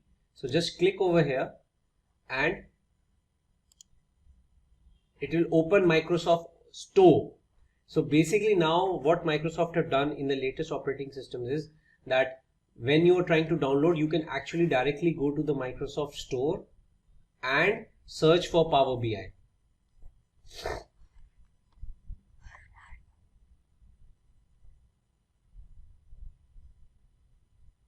So let's wait for a couple of seconds.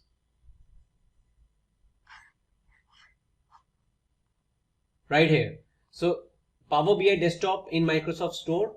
For me, it's already installed, so it's asking me to open it.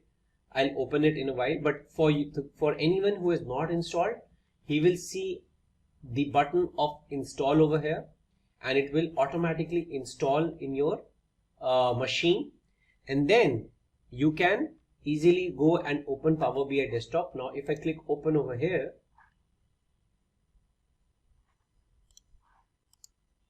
now this is the UI of the Power BI Desktop.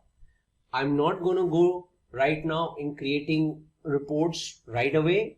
We will talk about that in a subsequent session with sample data sets, and we will cover the features of Power BI Desktop one by one. But this is what it is. This is the whole tool of Power BI, which is having the visualization pane. All the different visualizations are, can be created from this pane. Then this is the pane which allows you to select the data fields. Then there is a report view, data view, and relationship view, the data model view, where multiple relationships you can create. You can view the data in the grid of the tables which you will create, and the reports. So you can create multiple reports on multiple pages. You can keep adding pages. Either you can create multiple reports on a single page and it will become a dashboard, or you can create separate independent reports on the single page. And these are the menu options which we will talk about. How you can change color scheming, you can do data modeling, you can create new reports, and you can also transform data, which is the biggest feature. Extract, transform, and load the data, apply different logic, changing data types, massaging the information, creating new joins, appending the data, adding new columns, etc., etc. That is what you can do in transform data. So this itself is a whole different world. It's a dedicated topic. So we will talk about that in our subsequent sessions. So what's in it for us today? We will be learning how to connect to data, different data types, data files like Excel, PDF. Then what are the different data importing modes? And then I will also show you practically different sets, how to import them in Power BI and use it for your visualization purpose. Now, what are the steps to connect to data? So now we will go directly into Power BI and try to import one by one few most commonly and popularly used data sets which are most commonly used in a day-to-day activity. Rest, of course, there are Power BI supports n number of data sources, but we will do something practical on the most popular ones. So let's open our Power BI. Now this is my Power BI, and first I want to show you that how can I import data directly from a web page and import the data. Now it is asking for a URL in order to import data. So what I have done is I have created a Google Excel sheet with simple data with rows and columns, and what I have done is I have shared this sheet as publish to web. Okay, so you just need to say publish to the web, the link as web page, and say done. It's automatically published, and say link. So copy the link which you have published on the web, copy this link, and then go back to your Tableau, paste that link over here and click OK. Now Power BI will try to establish a connection with this Google Doc sheet because it's published on the web.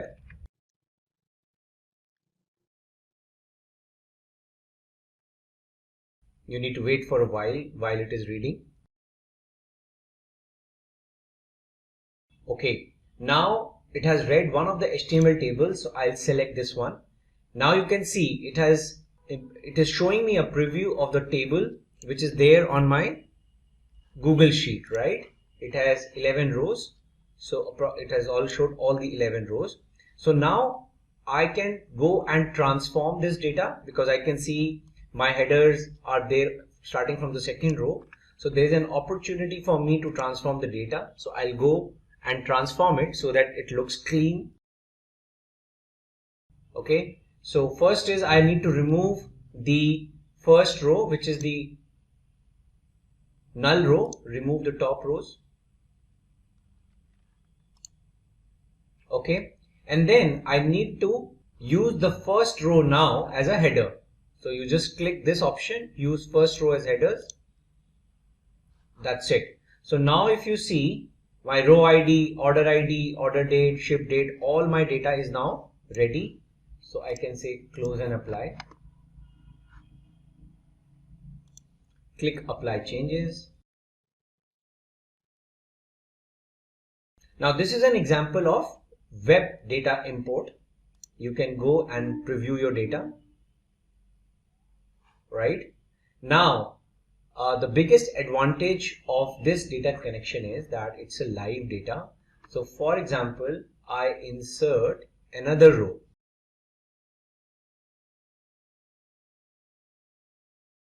Let me change the order ID. I've changed some basic stuff, and it's auto saved. Control S. Now I'll go to my Tableau and I'll refresh.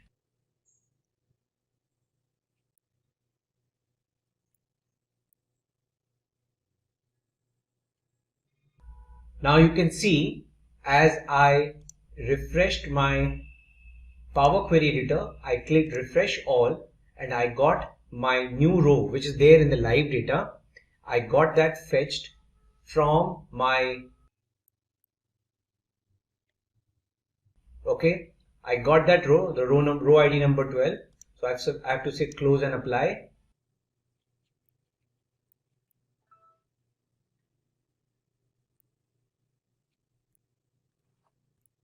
Now you can see the new row, the row number 12 is now available in my new data set, in the data set, because it's a live connection. It's a live connection with the web-based Google Sheet. Okay, so this is one important way in which you can import data. Now let's try to import data from a text file.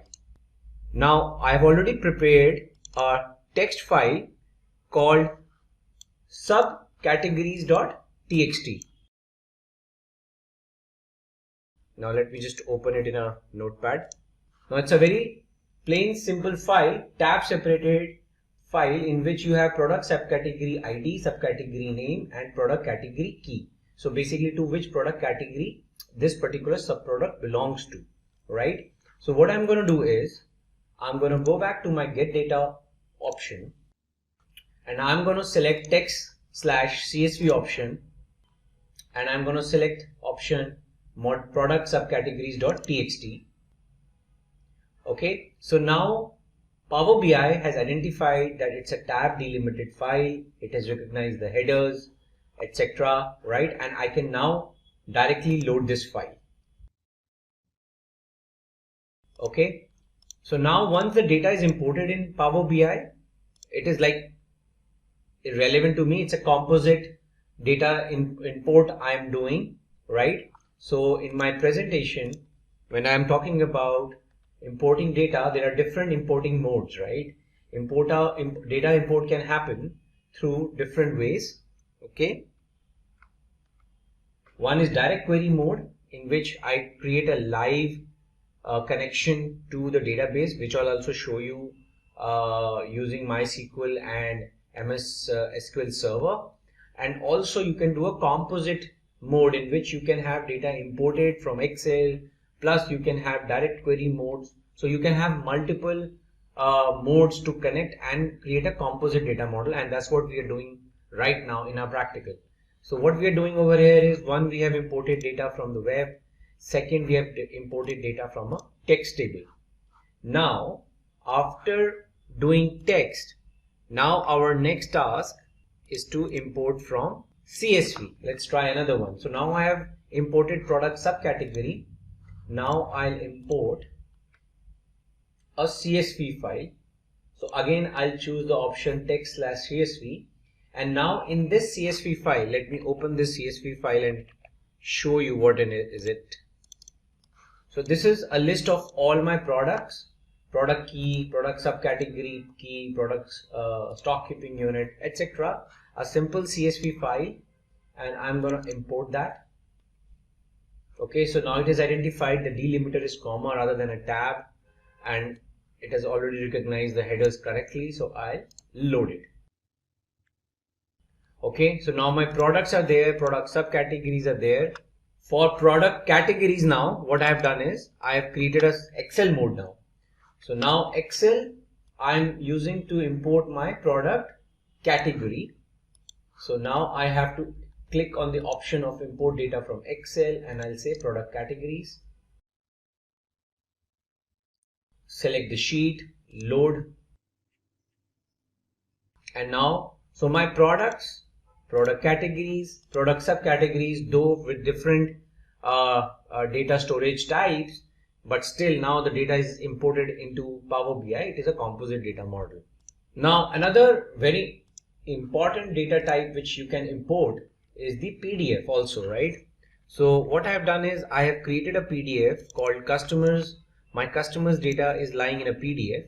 So what I have done is I have created a PDF which has data for some columns are there, like customer key, prefix, first name, last name, birth date, marital status, gender, email address, annual income, total children, etc., etc. So this is the data set which I have created in PDF.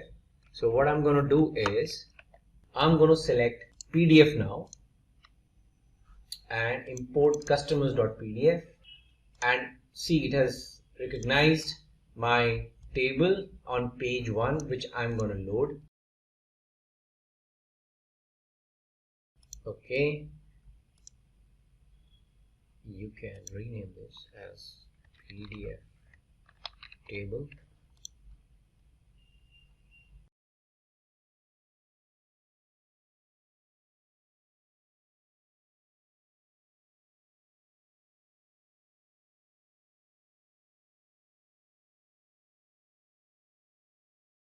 So this basically, these are the different type of data types we have imported: PDF, Excel, text, CSV, and web page. Now let's take a look at another interesting data set which we want to import is the MySQL Server data set.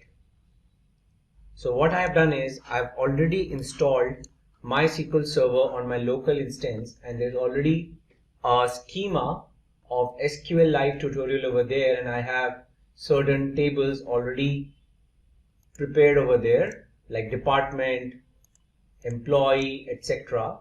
So my goal is now to import this data or create a live connection with this data set.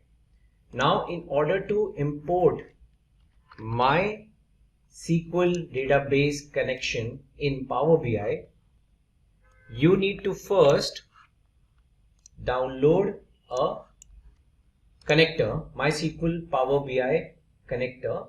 So you need to go to this link and then click on download and install the MySQL connector. Based on the operating system you have, you click on download and install it. After you have done this, go back to Power BI and then give the IP address of the database. In my case, it's there in this local machine, and the schema which I want to import is SQL live tutorial. So I'll give the name,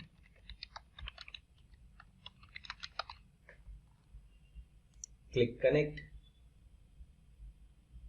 Okay, now it's connected. So now it is asking me which particular tables you want to create a connection with. I'm choosing department and employee, and I'm just loading them.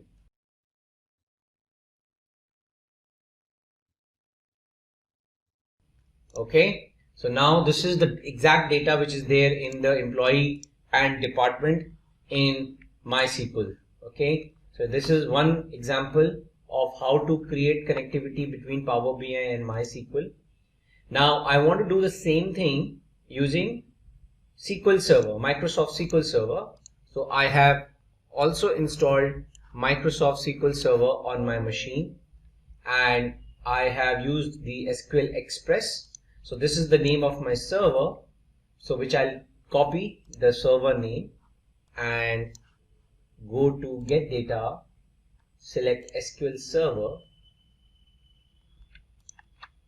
and for now database is optional. I can say direct query, click OK. Okay, now it is showing me what all tables I can import. So in my SQL Server tutorial, in my SQL Server, I have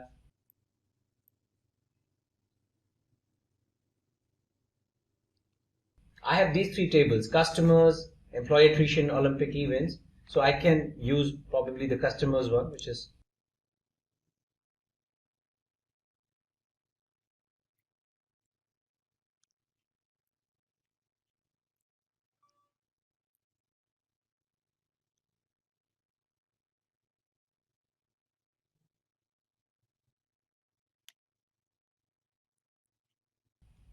now you can see this is the data, the customers data, which is lying in my SQL server. Okay, so I can preview it and load it.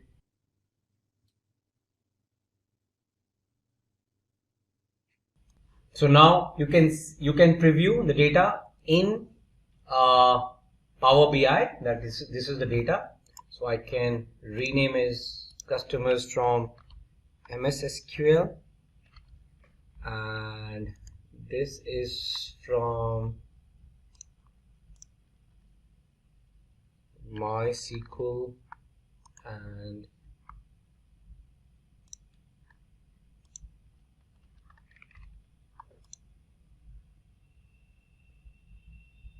okay. So now this is not the only data sets you can import. Now if you take a look at the options which Power BI gave of what different type and variations of data it can it has compatibility to import from. Okay, so we can just take a look at the categorization on the left hand side first. There are file based like Excel, text, XML, JSON is also possible. You can evenly directly import an entire folder, and within the folder whatever data types of files are there, it will detect it. PDF, Parquet, or even SharePoint folder, which is itself a Microsoft technology. Then different kind of databases, SQL Server and MySQL we just saw, but it's not only limited to this. You can connect to Microsoft Access, SSAS, Oracle database, IBM DB2, Postgres, Sybase, Teradata, and then SAP databases, Amazon, Redshift, Impala, Vertica, Snowflake, and n number of databases which are there in the market today, Amazon, etc. Then it also allows you to connect with its own Power platforms, Power BI platforms, data marts, Power BI data flows, Dataverse, etc. Azure, there are different kind of storage mechanisms in Azure, and Azure itself is a Microsoft technology, so it has a compatibility with a lot of Azure based data storages like Azure SQL database, blob storage, Azure Databricks, right, Azure HD Insight Spark. So if you have those kind of services running on your Azure cloud services, you can even import them over here. Now online services, like you have ERPs running or some data which is shared on the internet. If you want to import it, that is also possible through certain products. Dynamics 365, Microsoft Exchange Online, Salesforce, Google Analytics, Adobe Analytics, GitHub, LinkedIn Sales. If you want to do some analysis of some social networking, feeds, that also you can import.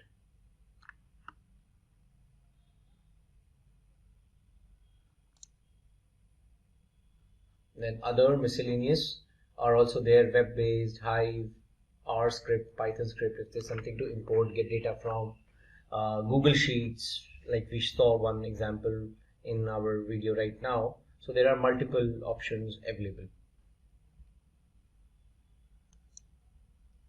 Now, once you have imported the data which is relevant to you, in our subsequent sessions, we will see how to create relationships, but just giving you a glimpse that whatever data you are importing, Power BI auto detects certain relationships and it will create for you, but then you can go and manually also change. So this is the composite data model which is getting created in the backend while you are importing the data. You can easily go and manage these relationships, either keep them as is, you can delete and create new ones manually. So there is no limitation in that.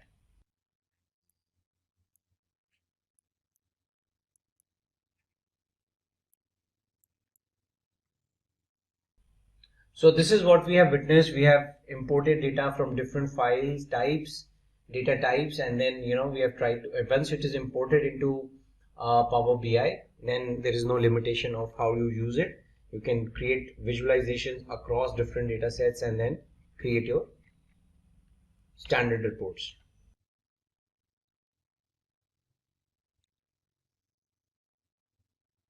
So this is the example of importing data from web, importing data from a database, from a PDF, and then once you have data, you can shape and combine data. You can basically do whatever transformation you want to do. You want to make joins, merge the data.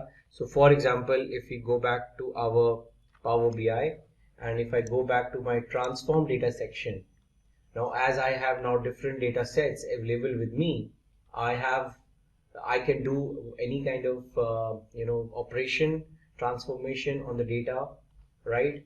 So like I showed you, I upgraded the header row because one of the imported data was not showing the header correctly, or this columns, like this exact one column is extra, I can remove the column, right? All those transformations, whatever I do in the backend gets captured in the applied steps section, right?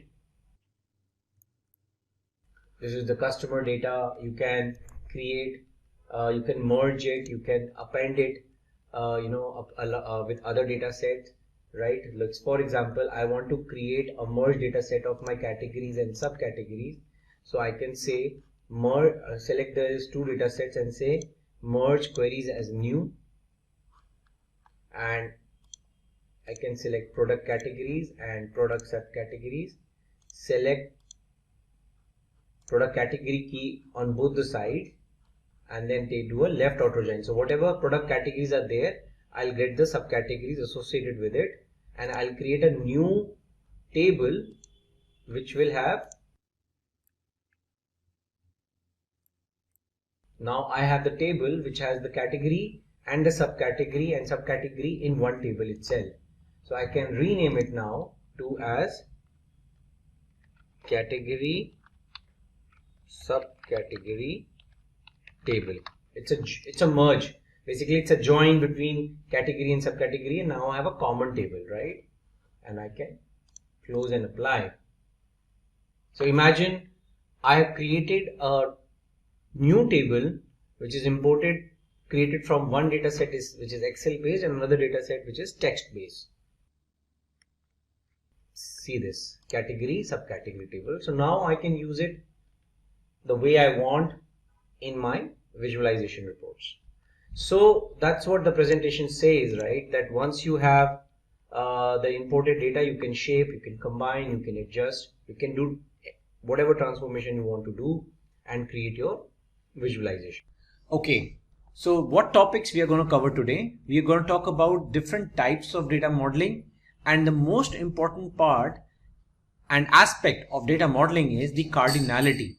The cardinality which you basically decide after reviewing the nature of data, and after you've imported it, what kind of cardinality you have to basically highlight, right? And there are different type of cardinalities which you might have heard earlier also if you are from PL SQL background, like 1:1, 1:many, etc. We will talk about that. Now, what are the different types of data modeling? Now, dimensional data modeling is one of the most popular and most widely used modeling. In dimensional data modeling, you have master data, like for example customer data, date, store data, product data. So these are like less frequently changing data sets. So there is an organization, right, and you have set of customers, their email ID, phone numbers, etc. that will change less frequently as compared to the sales transactions, because transactions are happening every day, every minute. So sales is a more fast changing data set in dimensional modeling, which is in the terminology of data is also called as a fact, and customer, store, product, which are like more of static data and less changeable data, is sometimes called a dimension. So this is a typical dimensional data model which is typically used sometimes, right? And then there is another model which is relational model. This is a typical model which we have been using in database design, like primary key, foreign key relationships. So for example, you have a customer who has purchased a product. So probably the customer might have the details of the product which he has purchased, and you will make a join between customer and product table. And even you can make a join between product or product type or customer or product type. So customer table will also have a key to the product type. So this is less conducive for reporting, but it is more of a transactional relational model. But of course, this is also feasible. But from the Power BI perspective, when we talk about reporting and visualization, this is the most extensively used dimensional data model. And this is what we are going to see in our example now. So what I'm going to do is I'm going to show you certain data sets. First, we will prepare and create certain of our data sets, and then we will import in our sample Power BI file, and then slowly we will create the relationships. Now, one important thing which you need to understand, that in Power BI, if you go to Power BI, there is an option that Power BI auto detect new relationships after data is loaded and import relations from the data source on first load. So for example, if you are importing the data from a database where you have already defined the primary keys and the foreign key relationships, so that is the first option which Power BI will auto detect.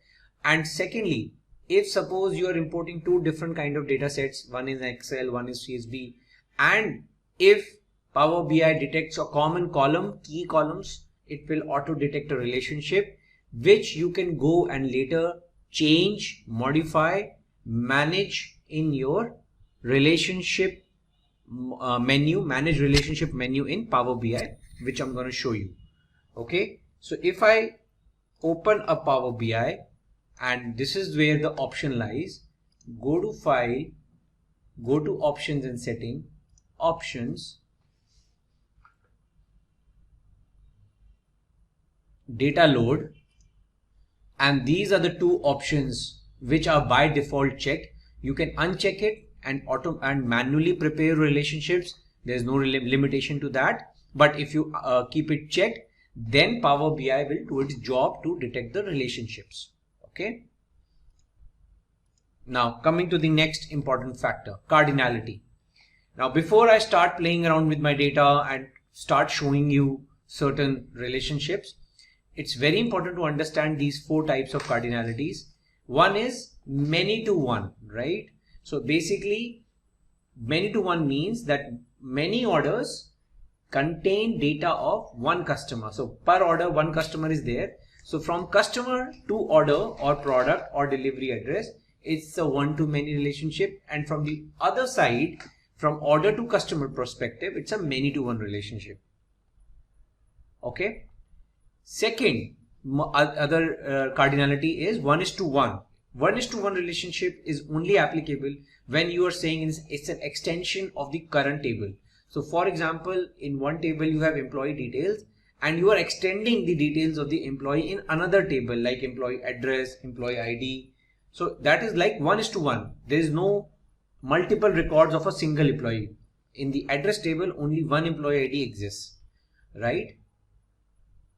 Now 1:many, as I said, is the reverse side of many:1. So in customer table, only one customer record exists per customer, and one customer can place many orders for multiple products and can also have multiple delivery addresses.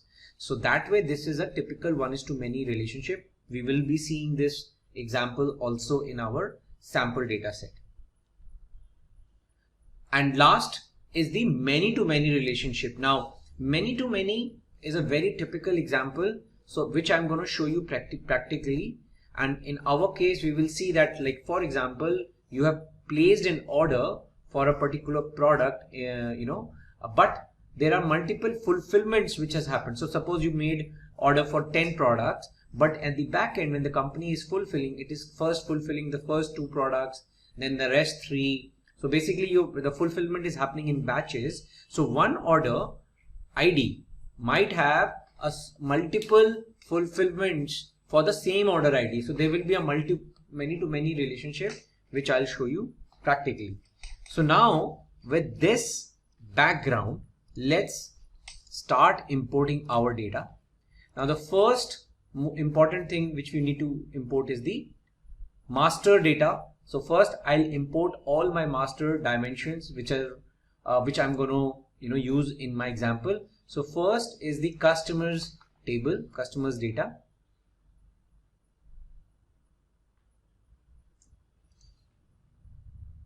So this is the customer details like customer key, prefix, first name, last name, birth date, marital status and gender.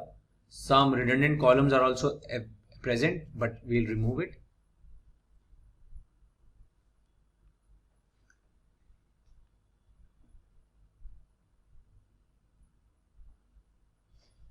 Now my customer data is loaded. Now today's session is all about this section of modeling. So we will keep our focus over here. Okay. Now some columns, probably some blank columns are there. I can select them and say delete from model. Yes. Okay. So now this is my customers data with the relevant columns and the key per customer, customer key. Now there's no relationship in this model right now, right? Because only single table is there and the associate data is only imported. Now let me also import my another important master table is the products.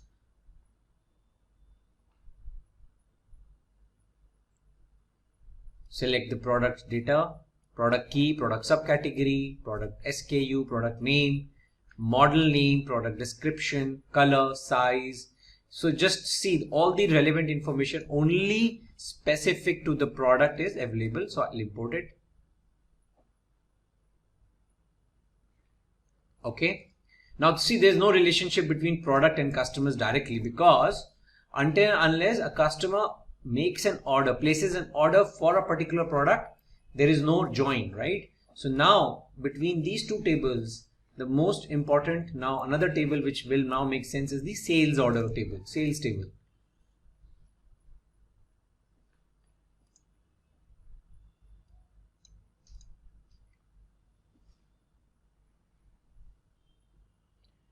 Now I am assuming that Power BI have auto detected the relationship. Now you can see that because I've already ticked that checkbox. Now let's see what relations Power BI has auto detected. Let's first check the relation between customer and sales. I'll double click this join. Now what it has done is it has created a join of many to one between sales and customer. So what does that mean is that one customer can place many orders, right? And that it has detected by the quality of the data and the data sampling which Power BI has done. You can also reverse this relationship. Here I can select customers and I can select sales. Now it has become one to many. So that you can also do manually. So that is what I said. Whatever Power BI is detected, it is up to the discretion of Power BI internal configuration and algorithm, but you can go and change it. So this is now you can make this is by default active. So we want to keep it active. One customer, many sales orders. Cross filter direction means that only from customers to sales is the filter applicable, not reverse. I'll come to this with my another example, but first let's change the relationship. So 1:many means from one customer and many sales orders. Similarly, let's see what has happened at the product side of the relationship. Similarly, Power BI, many sales orders for one product. You can, for simplicity's sake, you can say products, sales, product key is the join. Now just focus one more thing. Please also see the column on which the join is the grade column, grade out column. Product key is also here and product key is also there, and it is what we wanted. So 1:many relationship from product to sales table and active. Now looks fine. This is something which is looking logical, and probably now we can proceed further to create a report. Now let me explain the cross filtering with an example. Now, for example, I want to check in a report that what is the count of products which a particular customer has ordered. Okay, so what I'll do is I'll select the product count of product name.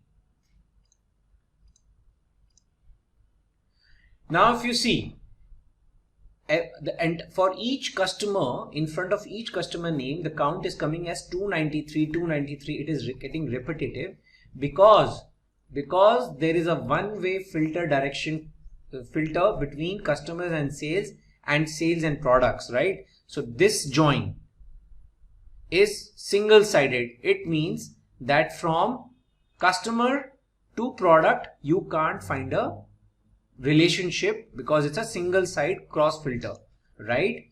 What does this, if I change it to both, it means that it is equal to a join between product and sales, and every product detail now is appended to the sales table. So if I want to make you visualize this, you need to go here. I'll first open my sales table. We can also open it here. Let's click this OK. Now if I click OK, you can see the single arrow is changed to double arrow. It means it's a both side filter. So when you say a both side filter, it means that implicitly within Power BI, you can imagine that all the product columns now will get appended because of both ways filter you have applied. And if you go to your report now, see the change of the numbers now, 40, 20. So the total count of products across all my customers come out to be 293. Now the report looks correct. If I change the relationship from back to single between product and sales, then you can't make a join between customers and product. Basically, you can't derive the product count from the product table. See this. If you have to live with it, then you would have to go to the sales table, get the product key and get the value of count of product key, but that is not correct. Okay. So if you want a report in which you want the count of product name, and even if you want a count of distinct product name, so this will not come correctly. You would have to go and change the direction of the filter, which is from single to both. So this is a typical example there where you want to use a two-directional filter. Now let's proceed further and import other data set in order to show you another example. Now I want to show you an example of 1:1. So I have another table which is called customer details. So the key in this table is again customer key, but only email address, annual income, total children, education level, etc. Other details of the customer is there.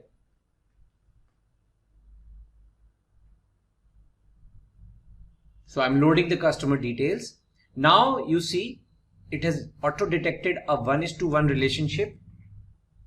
Now what is the meaning of 1:1? Means one customer key only has one entry in customer details. There is no multiple entry. So if you click this button, it's a 1:1 and the cross filter can be both or single, doesn't matter, because one customer will have only one value. You can make this as active. Okay.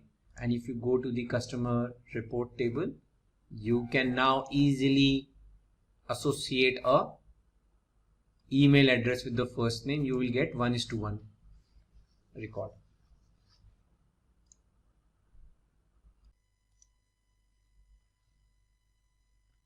So now you can see that with 1:1 relationship, with the first name, I have associated the email ID, and for each email ID, there is a associated first name with that. So this is an example of 1:1 relationship. So in this example, what we have explained is that for each customer, there is an associated customer detail, right? So you have the first name, email address, education level, homeowner, occupation, and total children count. So in this report, what we have done is, if you click over here, so the first name and the email address, okay? So there is a 1:1 relationship, and if you drag the customer key, report takes time to render, and even if you can,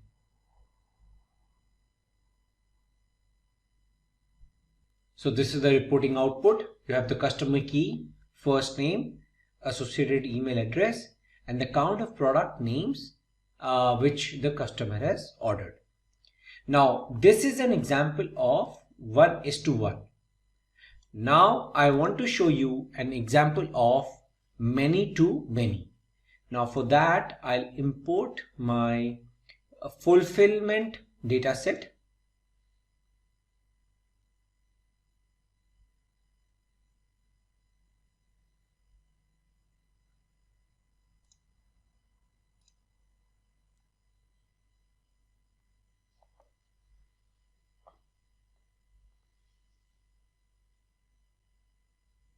Okay, now in my fulfillment data set, there is a column for order number. So basically what I'll do is I'll drag order number from here to here. Okay, so now what has Power BI detected? I'll do one thing. I'll select sales over here, fulfillment over here, and order number to order number. Okay, so it's a many to many relationship. So it means that per order I have created multiple batches to fulfill that particular order. Now many to many relationship is definitely a candidate for both ways cross filter detection direction, but you can check that. But definitely Power BI shows a warning that this relationship has cardinality to many, and this should only be used if it is expected that neither column contains unique values. Okay, so we know that fact. That's why we are accepting this relationship as many to many, because we know there are multiple order numbers over here in the sales table which are mapped to the multiple order numbers in the fulfillment table. We'll click OK. Now you want to keep the direction as both ways or one direction. That is up to you, the way you want to map the report. So I can double click over here, and you can even click. So now you can select from which way single filter you want, from fulfillment to sales or sales to fulfillment. I'll prefer sales to fulfillment and click OK.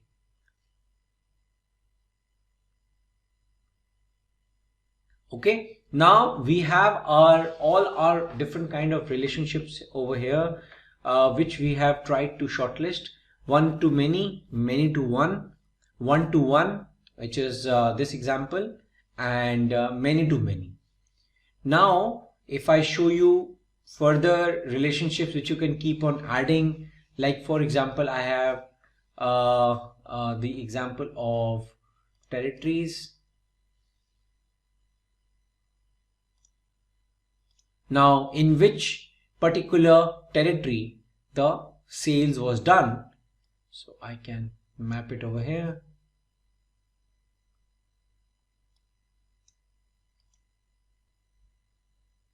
Okay, so now it's a typical 1:many relationship, because territory is my master table where I have a static list of continent, country, region, and it is mapped to the territories which are in which my orders have been placed.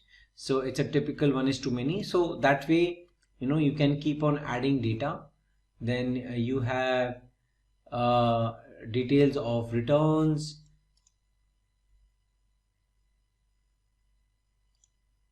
Now this is another transactional table which is about the orders which have been returned rather than being, returned by the customers. So you have a product key.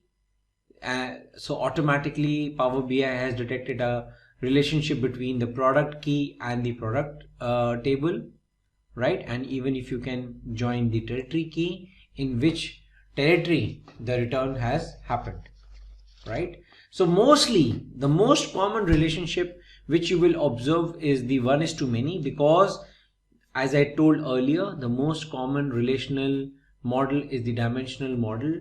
The static data, the slow changing dimensions, the SCDs are the master tables, and the most frequent changing are the fact tables. So if I talk about a typical dimensional model, the fulfillment table, sales table, and the territories table, the fulfillment table, sales table, and my returns table are the fact tables of my data model. Now, so far what we have done as per our last session is that we did data modeling on the different data sets which we had imported in Power BI, like products, sales data, returns, fulfillment, customer details, and customer master data, calendar details, etc. So in the last session, we prepared a data model and established the relationships between these different data sets, like 1:1, 1:many, many-to-1, 1:1, etc. And we saw the examples. Now, once our relational model is prepared, our data model is prepared, now our next activity is to create certain additional columns which we want to derive basis the data which we have imported. So for example, I'll start with my product data set. Now in my product data set, I want to introduce a column which basically categorizes that if any product which has a color red, black or gray, I am going to tag it as a colored product. Rest I'm going to say not a colored product, right? So all these are like example of byte type product SKUs. So for that, now in order to introduce a new column, you just need to do what? You need to select the table in the data grid, go to the table tools and say new column. Okay, so column will get appended to the rightmost part and you will start seeing a formula section typical to like you get in your Excel. Now I'm going to say that the name of my column is going to be byte type color. Okay, and I'm just creating a if condition. If product color is equal to black, okay, or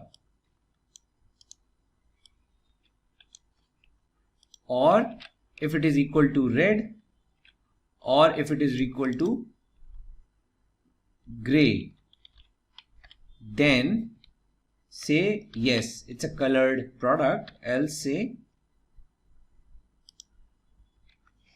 no.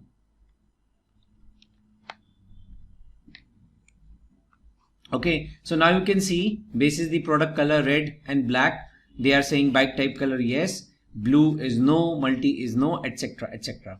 So this is a classic example of an if and else condition based conditional column. Okay, so you can create such columns. Now second column, custom column which I want to create is I'm going to call as discount.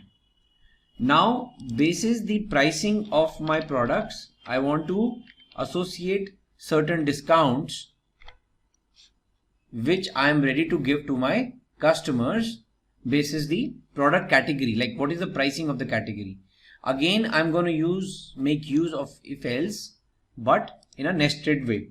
So if I am saying if my product price is less than 100, then I will give 0% of 0% of discount. So 0 into product price. just to keep it consistent. Now I'm saying else, if less than 100 then 0, else I'll check again that if the price is less than 500, then I'm ready to give 1% discount on the product price. Else I'll move further. So like this, I have created a formula. So what I'm saying is, if product price is less than 100, give 0%. If it is less than 500, then give 1%. Less than 2000, then 1.5%. Less than 3000, then 2%. And otherwise, else less than 3000, if it 2%, else 3%, right? Now, after this column is created,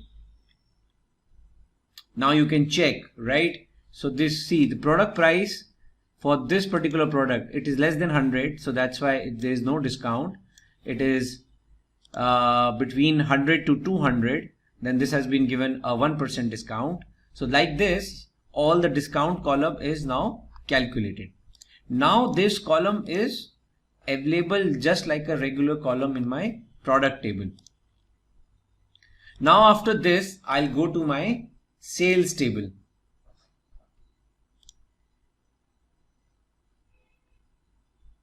Now in sales table, I want to identify, create a column called as cost. There is no product cost column over here, so that will be derived. So let's create a column called as cost, and it is derived by order quantity into, now the cost of the product is in the product table, and I know I've already created a relationship between product and sales table. So I just need to select the product cost column. Now only keyword which I have to use in Power BI is the related keyword. So this will pick up the relation, and now for this particular sale order, the cost has already been derived. So this order number, this is the cost for which the product is the costing of the product for this particular order.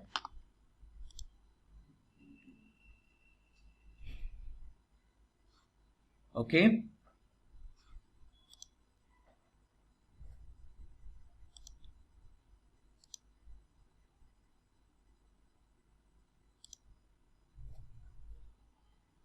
Now I'm going to create another conditional column over here called as order status.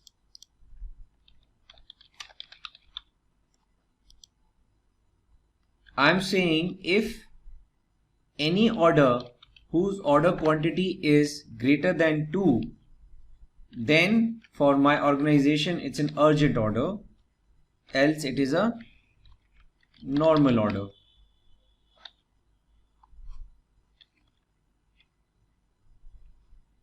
Oh, sorry, I lost it.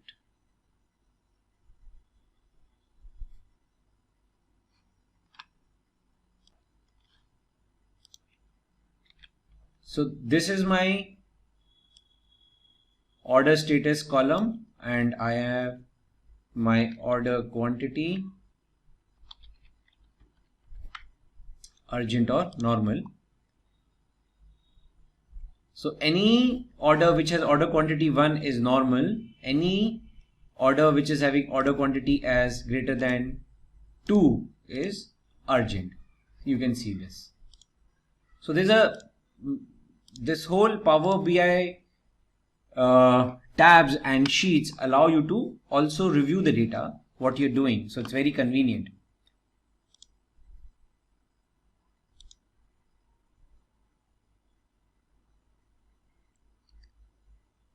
Now I have my sales data. Now what I want to bring within the sales is my discount column. So here also I want to bring the discount which I have created.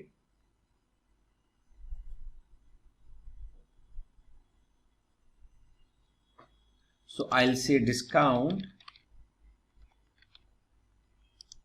Discount will be order quantity into related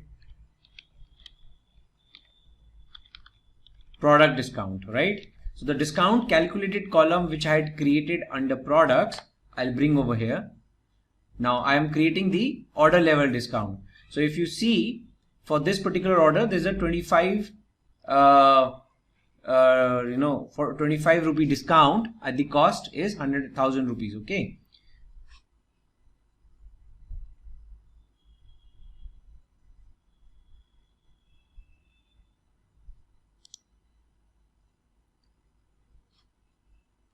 And what is the order price now? So I have taken the order cost, the discount. Now I have to create a column called as price, order price. So that will be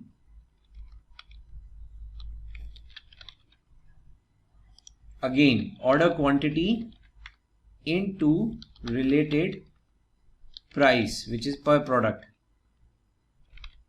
price, enter. Okay, so now I have the cost, the discount and the price, right, available with me. Now I want to calculate the total revenue, total profit and loss, right? Per order, how much?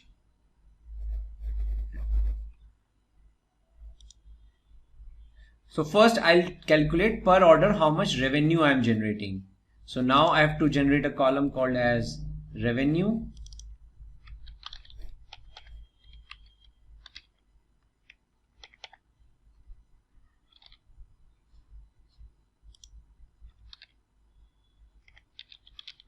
Revenue is price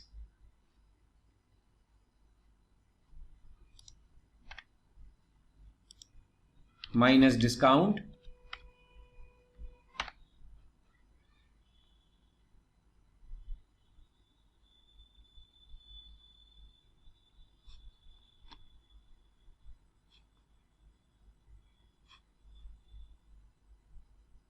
so 1700 minus 25, 1700 minus 25, 2071 minus 42. And if I want to calculate the profit per order,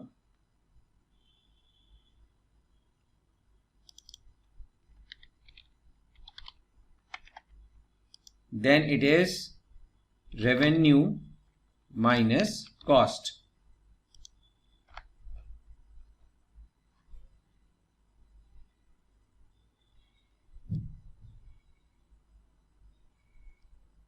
Okay, so now you can see, typical custom columns, calculated columns which we have created are all playing around with the numeric values, numeric data primarily, and trying to give inferences into per order cost, discount, per order price, revenue and profit. So typical calculation columns which I have prepared in front of you.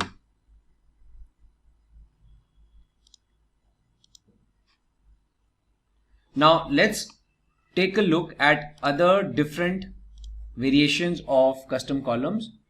I'll create certain columns for text-based custom columns, calculated columns using text-based data. So I'm now moving towards my customer table, in which I have customer key, prefix, first name, last name, birth date, marital status and gender. Now I want to create a new column in which I want to derive the age of each customer as of today, right? So I'll use another function, a date function called as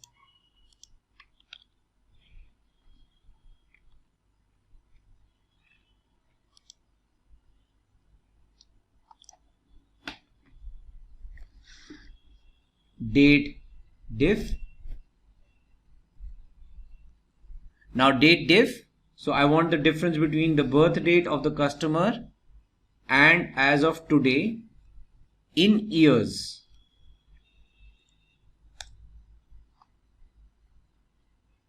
Okay, so this customer as of today is 68-year-old, one is 74, 68, 57, etc. So this is one derivation of a calculated column of age.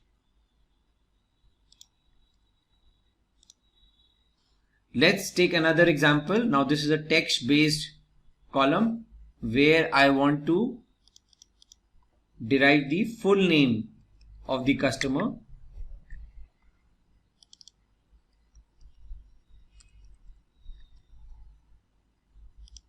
Now here I'll say first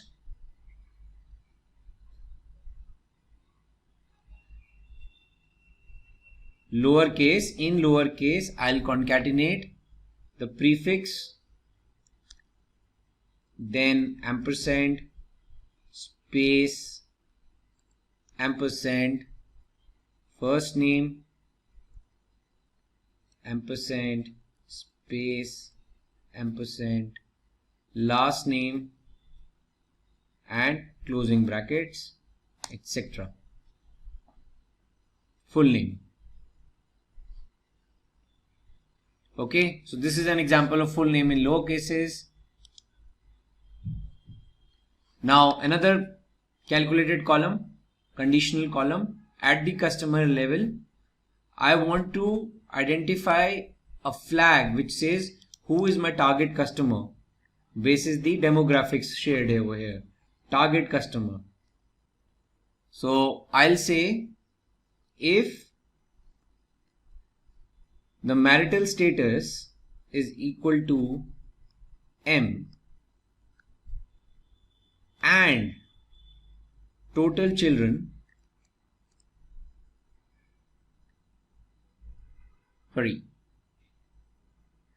and total children annual income.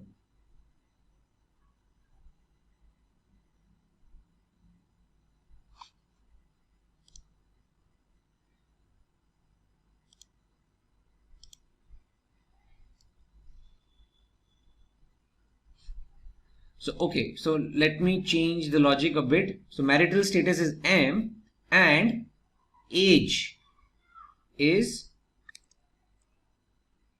less than 50.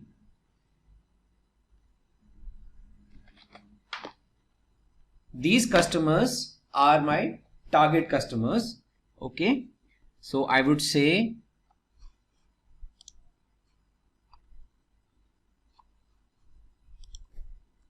yes, else no. See this. His marital status is married, Logan Diaz, and age is less than 50, else everyone. So if I try to filter, so these are my target customers. 69 out of 1178. So this is just a conditional column, but a logical condition, an example which I'm trying to highlight over here.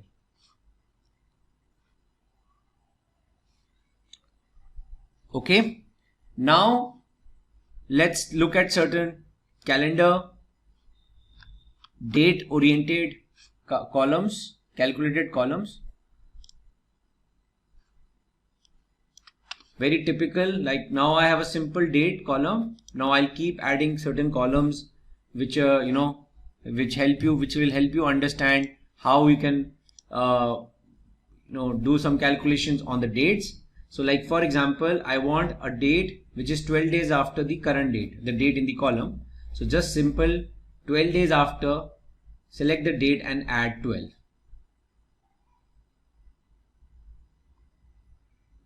Now if you see the date format, you can go and change the format at the top, and if whatever you feel like this. Now see, 12 days after 1st Jan 2015 is 13 Jan 2005. You can go and change the format and other details.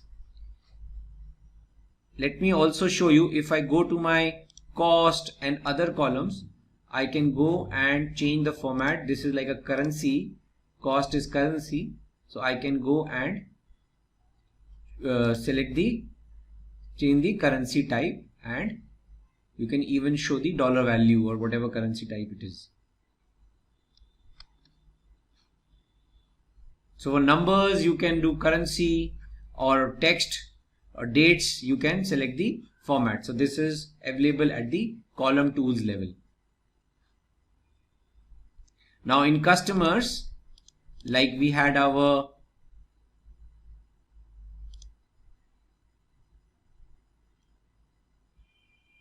column of full name. So now what all things are available? Format as text, okay, data type text. So very minimal options are there. With date you have options of the date format. Now next, I want a column which defines the expiry date. Okay, so 8 months prior to the expiry date which is coming up in 8 months. So I'll create a column called as 8 months expiry, and then there is a eDate function. I'll use that. I'll use my date in the data set,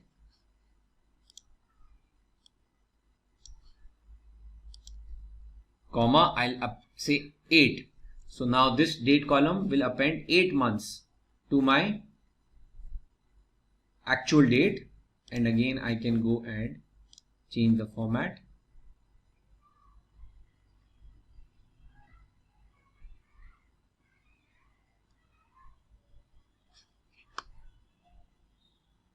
Correct. Now another important column, like I want to know the date name. So I'll use a function called as format, and I'll select my calendar date column, and I'll say give me the DDDD format of it. So it will give me the day name, the day name of on that particular date. Next, years in between. So I want the years in between the today's date and the date of my calendar. So equal to date diff, the calendar date, comma today, comma year,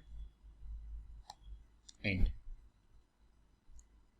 7 years, 2015 to 2022.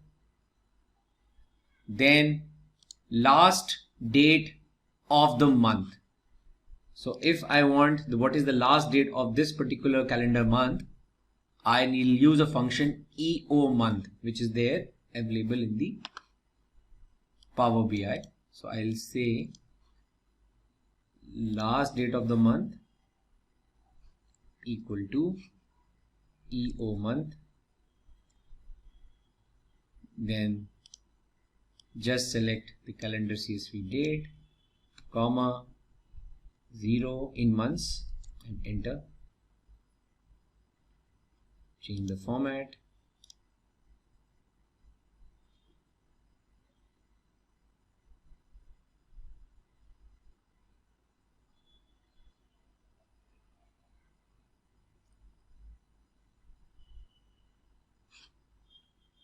Then similarly, start of the month.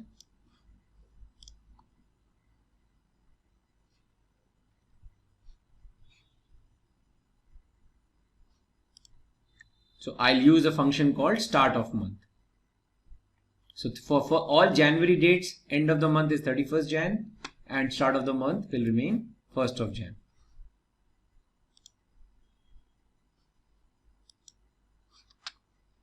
Change the format.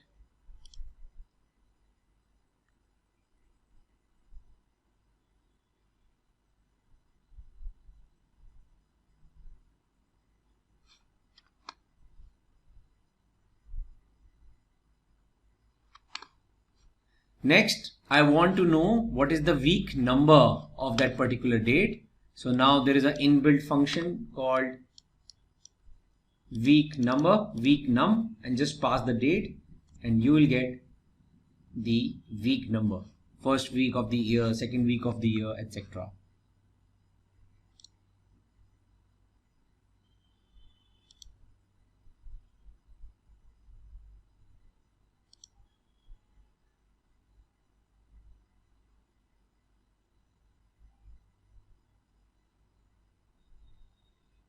Now another very good example is whether the week day is a weekday or a weekend, right? So what is it? It's a week type. Okay. So I'll put a if condition, and there is a function called weekday, and I'll pass the calendar. If it is less than 6, it means it's a weekday, else it's a weekend. So all Saturday and Sunday day names will come as weekends, or else everything else will come as weekday. Then try giving shot to our Simplilearn's postgraduate program in business analysis in collaboration with Amazon, Google and Microsoft. The link in the description box should navigate to the homepage where you can find a complete overview of the program being offered. Hello and welcome to the lesson Formatting, Conditional Formatting, and Important Functions. In this lesson, we will learn about custom formatting, how to use conditional formatting and formulas, and implement logical, statistical, and mathematical functions. Let's say we need to differentiate the sales value from the given data set as above target, below target, and met target. As a data set can be huge and complex, differentiating each value manually would consume a lot of effort and time. Here comes the Excel features such as formatting and conditional formatting, which enables us to perform this task easily. Formatting, as the name suggests, helps us to format the data using different techniques, making the data easy to read in the required format and analyze them. The right formatting technique applied to the worksheets can help the users present the data efficiently. Conditional formatting, a type of formatting, helps us visually explore and analyze data, detect critical issues, and identify patterns and trends. Conditional formatting helps to add patterns and trends to the raw information using different colors, icons, and formulae, etc. At times, we also need to perform mathematical operations and calculations within our data set. Excel provides a large number of logical, statistical, and mathematical functions such as VLOOKUP, HLOOKUP, and, if, not, rank, quartile, and many more that can help the users to perform calculations ranging from basic to complex operations. These inbuilt functions help us to manage data and perform descriptive statistical analysis. Excel also offers a wide range of important formulas that help to perform many common tasks. These formulae may be as simple as basic addition, or it could be a complex combination of inbuilt Excel functions. Before going into details, let us start this lesson by defining the objectives of the lesson. The worksheets appear more polished and easy to read if proper formatting techniques are applied to it. We can format the cells in Microsoft Excel manually by selecting fonts, font color, font size, background colors, and borders. We can also use numerous predefined table styles or quick styles to quickly format a table automatically. This is the basic formatting in Excel. If these built-in functions do not meet our needs or do not display the data in the format that we require, we can create our own custom format. In this topic, we will focus on custom formatting in Excel. Let's say we want to display 1,532,000 as 1.53M, or the 1st of January 2016 date, with a weekday as the first Friday, January 2016. Here we can use custom formatting feature of Excel. Let's see how we can accomplish this in Excel. In this lesson, we shall consider the following fields from our master table: dates, order ID, product, salesman, region, number of customers, net sales, and profit and loss. Here in the given worksheet, we have a column named net sales. Suppose we want to display the values of net sales in terms of thousands. For example, 7,164 should be displayed as 7.16K. Select the entire column for net sales.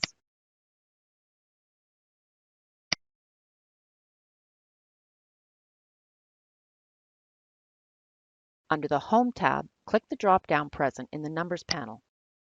Select the option More Number Formats.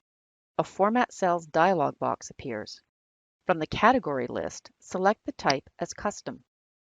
In the Type text box, enter number, column, number 0, decimal 00, comma, open double quote, capital K, close double quote. Here, number is the digit holder with thousand comma separation. Each comma after decimal 00 indicate divide value by 1000. The 2 zeros after decimal point indicate number of value after decimal places. The K component displays a literal K character to denote thousands. Here we can see the preview in sample box. The value shown is 7.16K. Finally, click OK button. The values in column Net Sales are now displayed in terms of thousands. Now let us consider another example of date formatting. In the column Dates, we have a date value written as 1st Jan 2012. We want to display it as 1st Sunday, Jan 2012.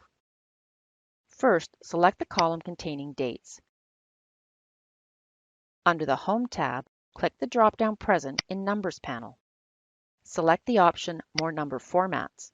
A Format Cell dialog box appears. From the category list, select the type as Custom. In the Type text box, enter DD-DDD-MMM-YY. Here, D stands for date, M stands for month, and Y stands for year. The first 2DD is the date. The next 4, DDDD, is for weekday, say Thursday. Then MMM is for the month in short form, and YY is for year. Here we can see in the preview in the sample box, the value shown is 1 Sunday, Jan 12. Finally, click on OK button.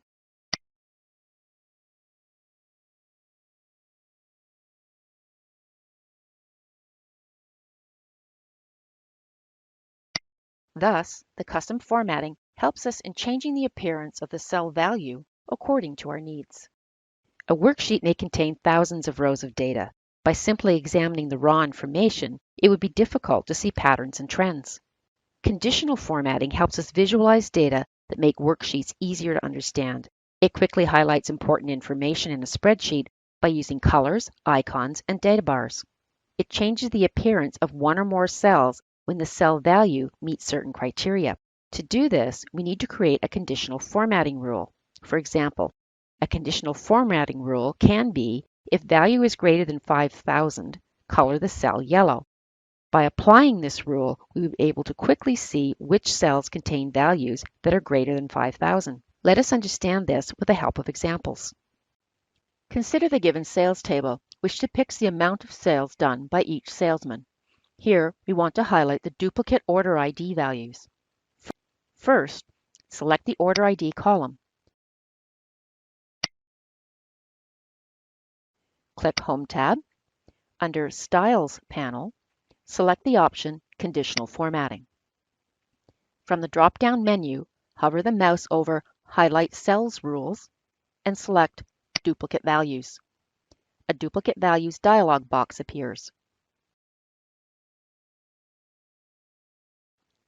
Select a formatting style from the drop-down menu. In our example, we will choose Green Fill with dark green text. Click OK. Here, we can see that the conditional formatting is applied to the column Order ID. Excel highlights all the duplicate cells with green fill with dark green text. We can also explore other options available in conditional formatting, like greater than, less than, between, equal to, text that contains, a date occurring, and top/bottom rules. All these rules work in the similar format. Excel provides predefined styles to quickly apply conditional formatting to our data. They are data bars. Data bars are horizontal bars added to each column, much like a bar graph. Color scales. Color scales change the color of each cell based on its value. Each color scale uses a 2 or 3 color gradient. Icon sets. Icon sets add specific icon to each cell based on its value.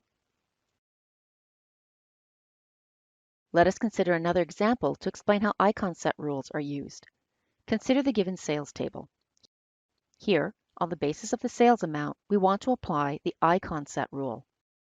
If sales amount is greater than 8,000, then a green arrow should appear in the upward direction.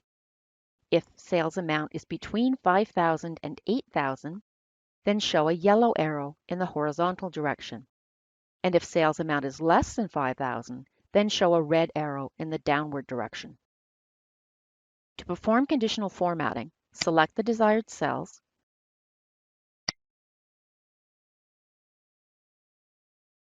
click on Home tab. Under Styles panel, select the option Conditional Formatting. From the drop-down menu, hover the mouse over Icon Set Rules and select the first rule.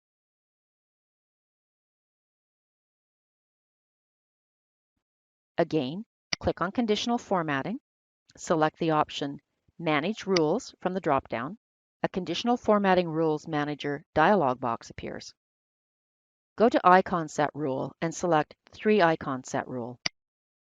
Click on Edit Rule, and an Edit Rule Formatting dialog box appears. By default, for 3 Icon Set Rule, Excel uses the 67th percentile and the 33rd percentile rule. This means that it shows a green arrow for values greater than 67%, yellow arrows for values between 67 and 33%, and red arrow for values less than 33%. Now let us customize this rule for our criteria. In the Type drop-down, select the option As Number.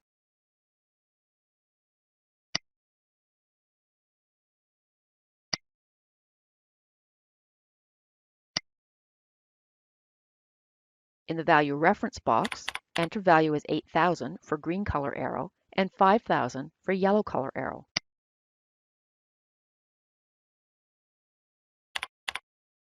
Excel automatically picks the criteria for the red color arrow. Click OK. In the Conditional Formatting Rules Manager window, click OK. We can see that the cells are highlighted as per our criteria. Cells which have a value greater than 8,000 have a green arrow in the upward direction. Values between 5K and 8K are highlighted with a yellow arrow, and values less than 5K are highlighted with a red arrow. We can also apply conditional formatting rule with the help of formulas. Consider the given table, which shows the profit done by each salesman. Here, we want to highlight the rows in the table wherever profit is greater than 4,000. Select the entire table along with headings.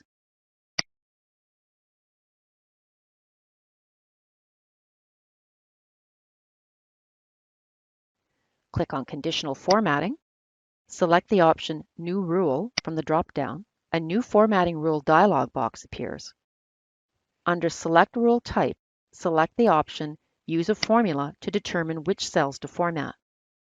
Under Format Values reference box, enter the formula as equals if, open bracket, $H2 greater than 4,000, comma, true, comma, false, close bracket.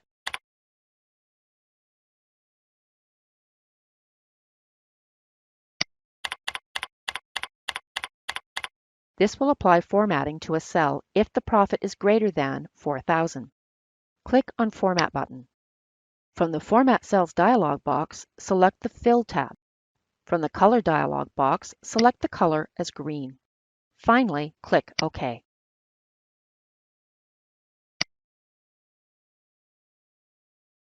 The conditional formatting is successfully applied to the cells. Here, we can see that the cells with the profit greater than 4,000 are highlighted with the green color. Logical functions evaluate a cell or cells for a criteria and returns a Boolean value, true or false. In this topic, we will cover various logical functions like if, and, or, not, true, false. Consider the given sales table. Here, On the basis of the sales amount, we want to determine the commission percentage of each salesman. Following is the criteria. If net sales greater than or equal to 10,000, set commission as 5%. If net sales greater than or equal to 5,000 and less than or equal to 10,000, set commission as 2.5%. If net sales less than 5,000, set commission as 1.5%. This is a common condition where we're required to create a between formula that picks all values between the two given values. In such conditions, we use if with the AND function. Let's write the formula in cell I5. Like any other formula, we will start with the equal sign. Then type our function name, if, and then type an open parentheses. The first parameter we need to pass is a logical test. Here, the logical test is if sales, cell G5, greater than or equal to 10,000, assign value as 5%. Then we will pass the second logical test. Here, we will use AND function. If, open bracket, AND, open bracket, sale at cell G5 greater than or equal to 5,000, comma, at cell G5 less than or equal to 10,000, comma, assign value as 2.5%. In the else parameter, we will type 1.5%. This means that if the first two cases become false, then the formula will assign the value 1.5. Finally, close the two braces for the two ifs. Thus, Excel returns the result as 2.5% for cell G5. Now drag the formula with the help of the fill handle. We can see the results for the other cells as well. The OR function returns true if any of the conditions are true and returns false if all of the conditions are false. In the given table, we are required to assign performance remarks for each salesman as per the scaling table. In scaling table, we have the criteria that if net sales greater than 10,000 or profit greater than 5,000, set remark as good. Else, set remark as needs improvement. Let's write the formula using if and or to check sales and maximum sales in cell J5. So our formula becomes equals if, open bracket, or, open bracket, G5 greater than 10,000, comma, H5 greater than or equal to 5,000, comma, double quote, good, double quote, comma, double quote, need improvement, double quote, close bracket.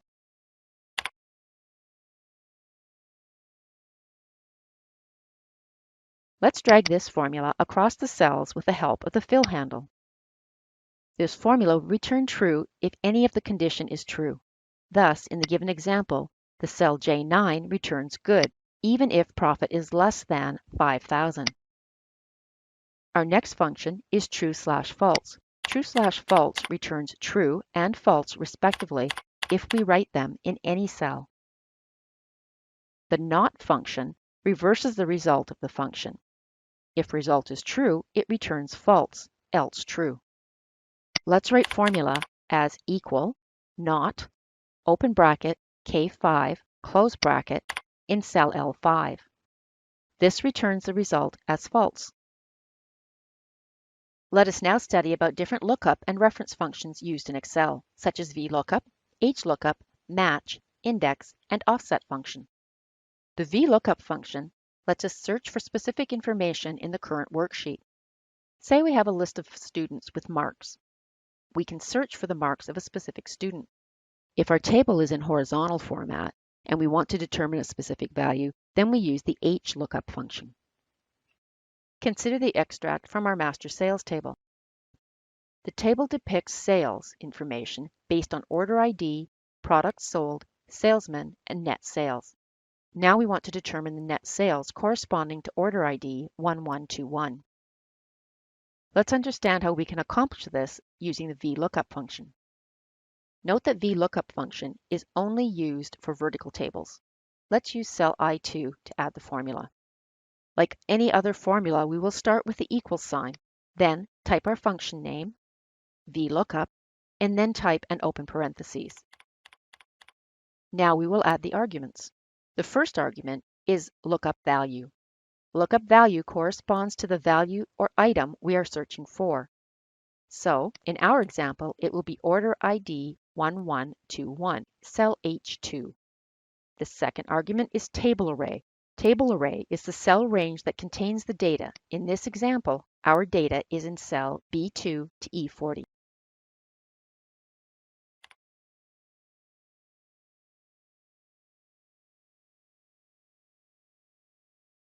The third argument is column index number.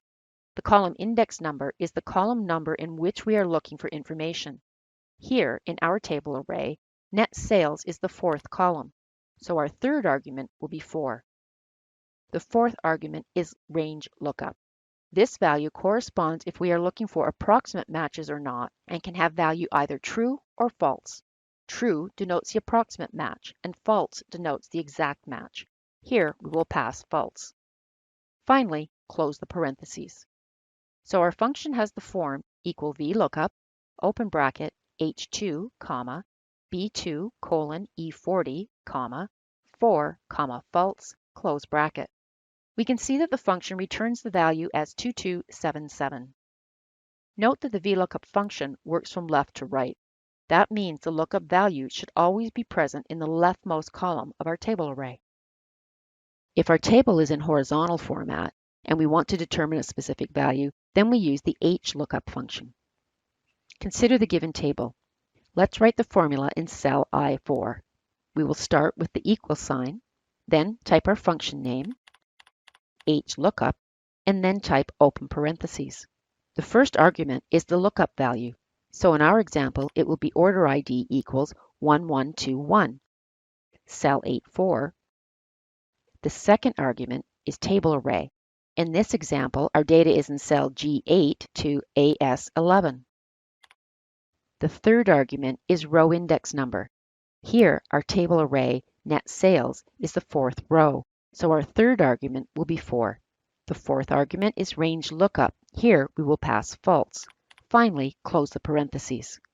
So our function has the form equals HLOOKUP, open bracket, H4, comma, G8, colon, AS11, comma, 4, comma, false, close bracket.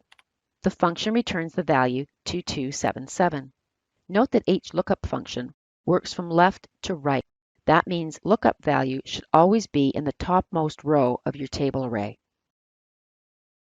The match function searches for a specified value in an item in a single dimensional array, and then returns the relative position of that item in the array. Let us understand its functioning with the help of an example. Consider the given sales table shown. Here, we want to determine the position of the corresponding date in the original table. So let's write the formula in cell E5. Type equal sign, then type the function name, match, and then type an open parentheses. The first argument is the lookup value. So in our example, it will be date in cell B5. The second argument is lookup array.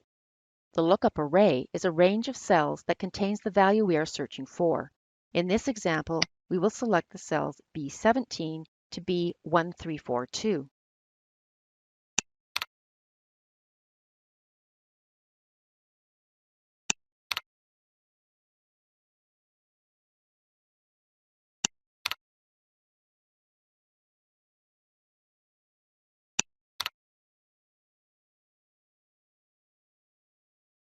The third argument is match type.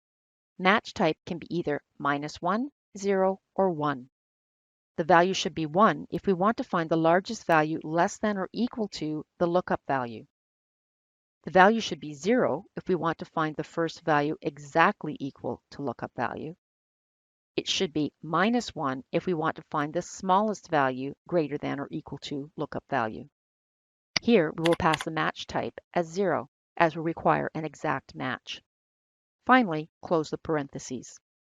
So our function should look like match, open bracket, B5, comma, $, B, $17, colon, $B, $1342, comma, 0, close bracket. This returns the value as 3. Now we can drag the formula across cells with the help of the fill handle. Similarly, we can use the match formula in cell E3 to determine the position of the shown field name, cell C3, in range B17 to I17. For example, net sales is at 7th position in the range B17 to I17. Let's write the function in cell E3. Write formula as equal sign, match, and open parentheses. In the first argument, select cell C3. For second argument, select cells B17 to I17. Pass third argument as 0. Finally, close the parentheses. So our function looks like equal, match, open bracket, C3, comma, $B, $17, colon, $I, $17, comma 0, close bracket. So for profit loss field, the value returned is 8. Net sale, the value returned is 7th. The index function returns value from a specified position in a specific column in a list. Suppose we want to determine the value of a field mentioned in cell C3 from the sales table on a specified date. The table should dynamically fetch the value if the value of the cell C3 is changed. If we enter profit loss, formula should fetch the profit loss value for the specified date. If we write net sales in cell C3, then formula should fetch net sales value for specified date. So let's use the index function to determine the value in this worksheet. Select cell C5, write formula as equal sign, index, and open parentheses. The first argument is the array. For our example, enter B17, colon, I1342.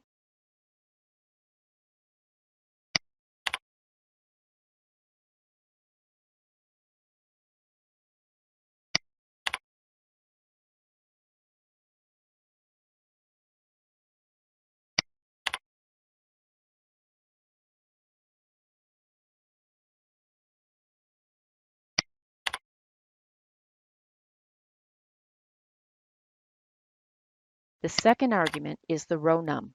This corresponds to the row number that has the value we want to return. Here we will enter E5, which denotes the required date. The third column is col num. This corresponds to the column number that has the value we want to return.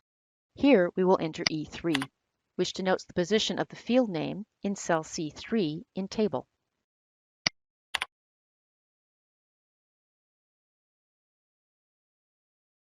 Finally, close the parentheses.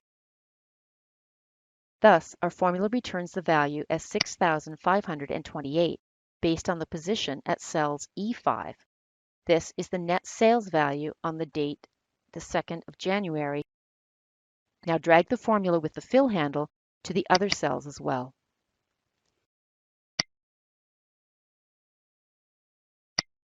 The offset function returns a reference to a range that is the offset number of the rows and columns from another range or cell. Now let's understand how to use it. Select cell D5, write formula as equal sign, offset, and open parentheses. The first argument is the reference. This denotes the starting range from which the offset will be applied. For our example, we will select the reference cell as B17. The second argument is the rows. This denotes the number of rows to apply as the offset to the reference. This can be a positive or a negative number. So for our example, we will enter E5 minus 1. Here, we are subtracting 1 to match number of row which have the value and the offset from the reference cell. The third argument is the cols. This corresponds to the column number that has the value we want to return. Here, we will enter E3, which denotes the position of the field name, and subtract by 1 to match with the offset referencing. Finally, close the parentheses. The function returns the value based on the position of date from cell B5 and field from cell C3. Now drag the formula across the cells with the help of the fill handle. If we enter profit loss, formula should fetch the profit loss value for the specified date. A variety of statistical functions are available in Excel to perform calculations ranging from basic function, mean, median, and mode, to more composite distribution and test, binomial or chi-square. In this topic, we will cover various statistical functions like SUMIF, COUNTIFs, percentile, quartile, standard deviation, and median. SUMIFs and COUNTIFs are the most frequently used functions in Excel. These functions allow us to perform count and sum based on one or more criteria. The SUMIFs function calculates the sum of cells based on certain criteria. Let's understand how to use the function with the help of an example. Consider the given sales table. Say we want to determine the net sales done by salesman Justin. Here, we will use the SUMIFs function to calculate net sales. So let's write the formula in cell N4. Type equal sign, then type the function name SUMIFs, and then type an open parentheses. The first argument is the sum range. This is the input range that contains the required data. So in our example, we will select cells H4 to H1328. The second argument is the criteria range. This denotes the range that contains the required criteria. Here, we will pass the range that holds salesman's name, cells E4 to E1328. The third argument is criteria. This corresponds to our required criteria. We only require net sales of the salesman Justin, so we will select cell M4. Finally, close the parentheses. Note that we can pass multiple criteria in this function. The function returns the net sales done by Justin. COUNTIFs function works in a similar manner like SUMIFs. It counts the number of cells in a given range when certain criteria is met. Say in the given sales table, we want to determine the total number of sales for net sales greater than 8,000. To determine the count, we will use the COUNTIFs function. So let's write the formula in cell N5. Type the equal sign, then type the function name, COUNTIFs, and then type an open parentheses. The first argument is the criteria range, 1. This denotes the range that contains the required criteria. Here, we will pass the cells containing net sales, H4 to H1328.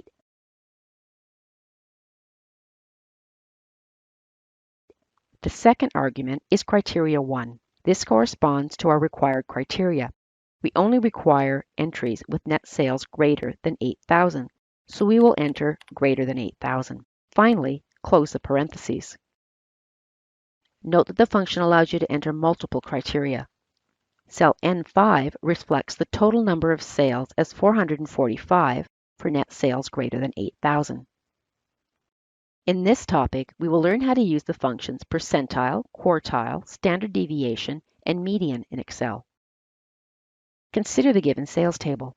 Let's see how to use the percentile function on net sales to find its 40th percentile. Select the cell N6. Write the formula as equal sign, percentile, open bracket. Select the column net sales H4 to H1328 as our first argument. Pass the second argument as 0.4 in order to find the 40th percentile. This returns the result 5,220. This means that 40% of the net sales is less than or equal to 5,220. The next function is quartile. Quartile function depicts the results for the first, second, third, and fourth quartile. Say we want to find the total number of sales which are less than or equal to 25%. Let's use the quartile function to calculate this. Select cell N7 to write the formula. Type equal sign, function name is quartile, and open braces. Select net sales column H4 to H1328 as the first argument. Type 1 as the second argument. The second argument must be a number between 0 and 4. The function returns the value as 3,822, which means that 25% of the sale is less than or equal to 3,822. Note that here we can use the percentile function to perform the same task. The function percentile H4 to H1328, 0.25 gives us the same result. It's up to us which function we would like to use for the quartiles. Excel has a function to calculate sample standard deviations, STDEV. Standard deviation determines how dispersed the data is from the mean. Say we want to calculate the standard deviation for a number of customers. So write the formula in cell N8 as equals the function name STDEV, open braces. Select number of customers columns as its argument.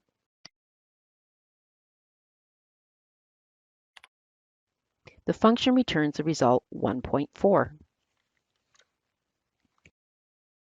The median function returns the value from the range. For example, we want to find the mid value for net sales. To calculate median in cell N9, write the formula as equal sign, the function name median, then open braces. Select net sales column as its argument.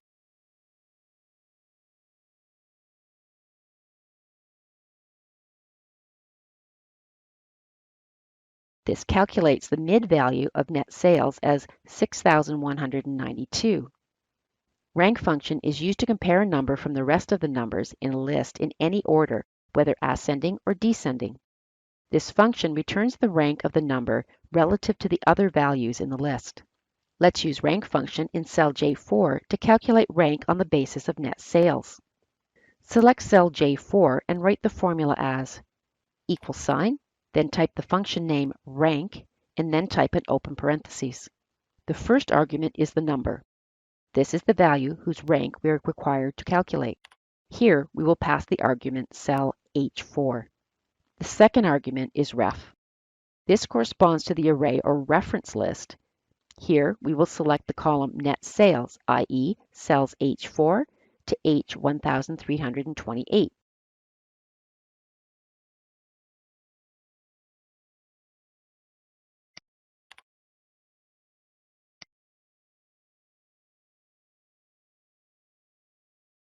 The third number is order.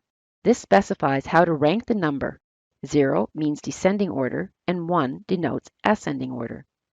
This argument is optional. If we don't pass any argument, Excel automatically takes the argument 0. Here we will pass 0. Finally, close the parentheses. Here we can see that Excel has determined the rank for net sales 7,164 as 553.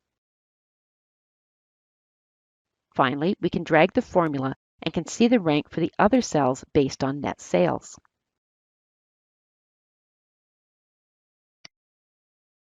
And that brings us to the end of our video on Business Analytics and Intelligence full course by Simplilearn.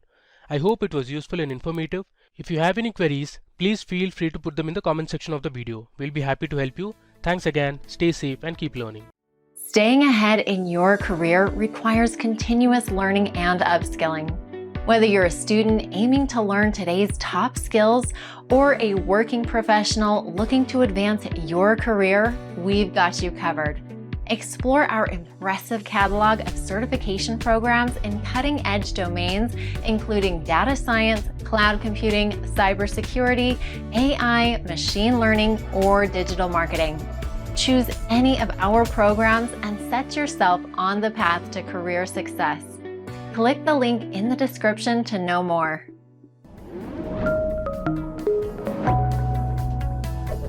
Hi there, if you like this video, subscribe to the Simplilearn YouTube channel and click here to watch similar videos. To nerd up and get certified, click here.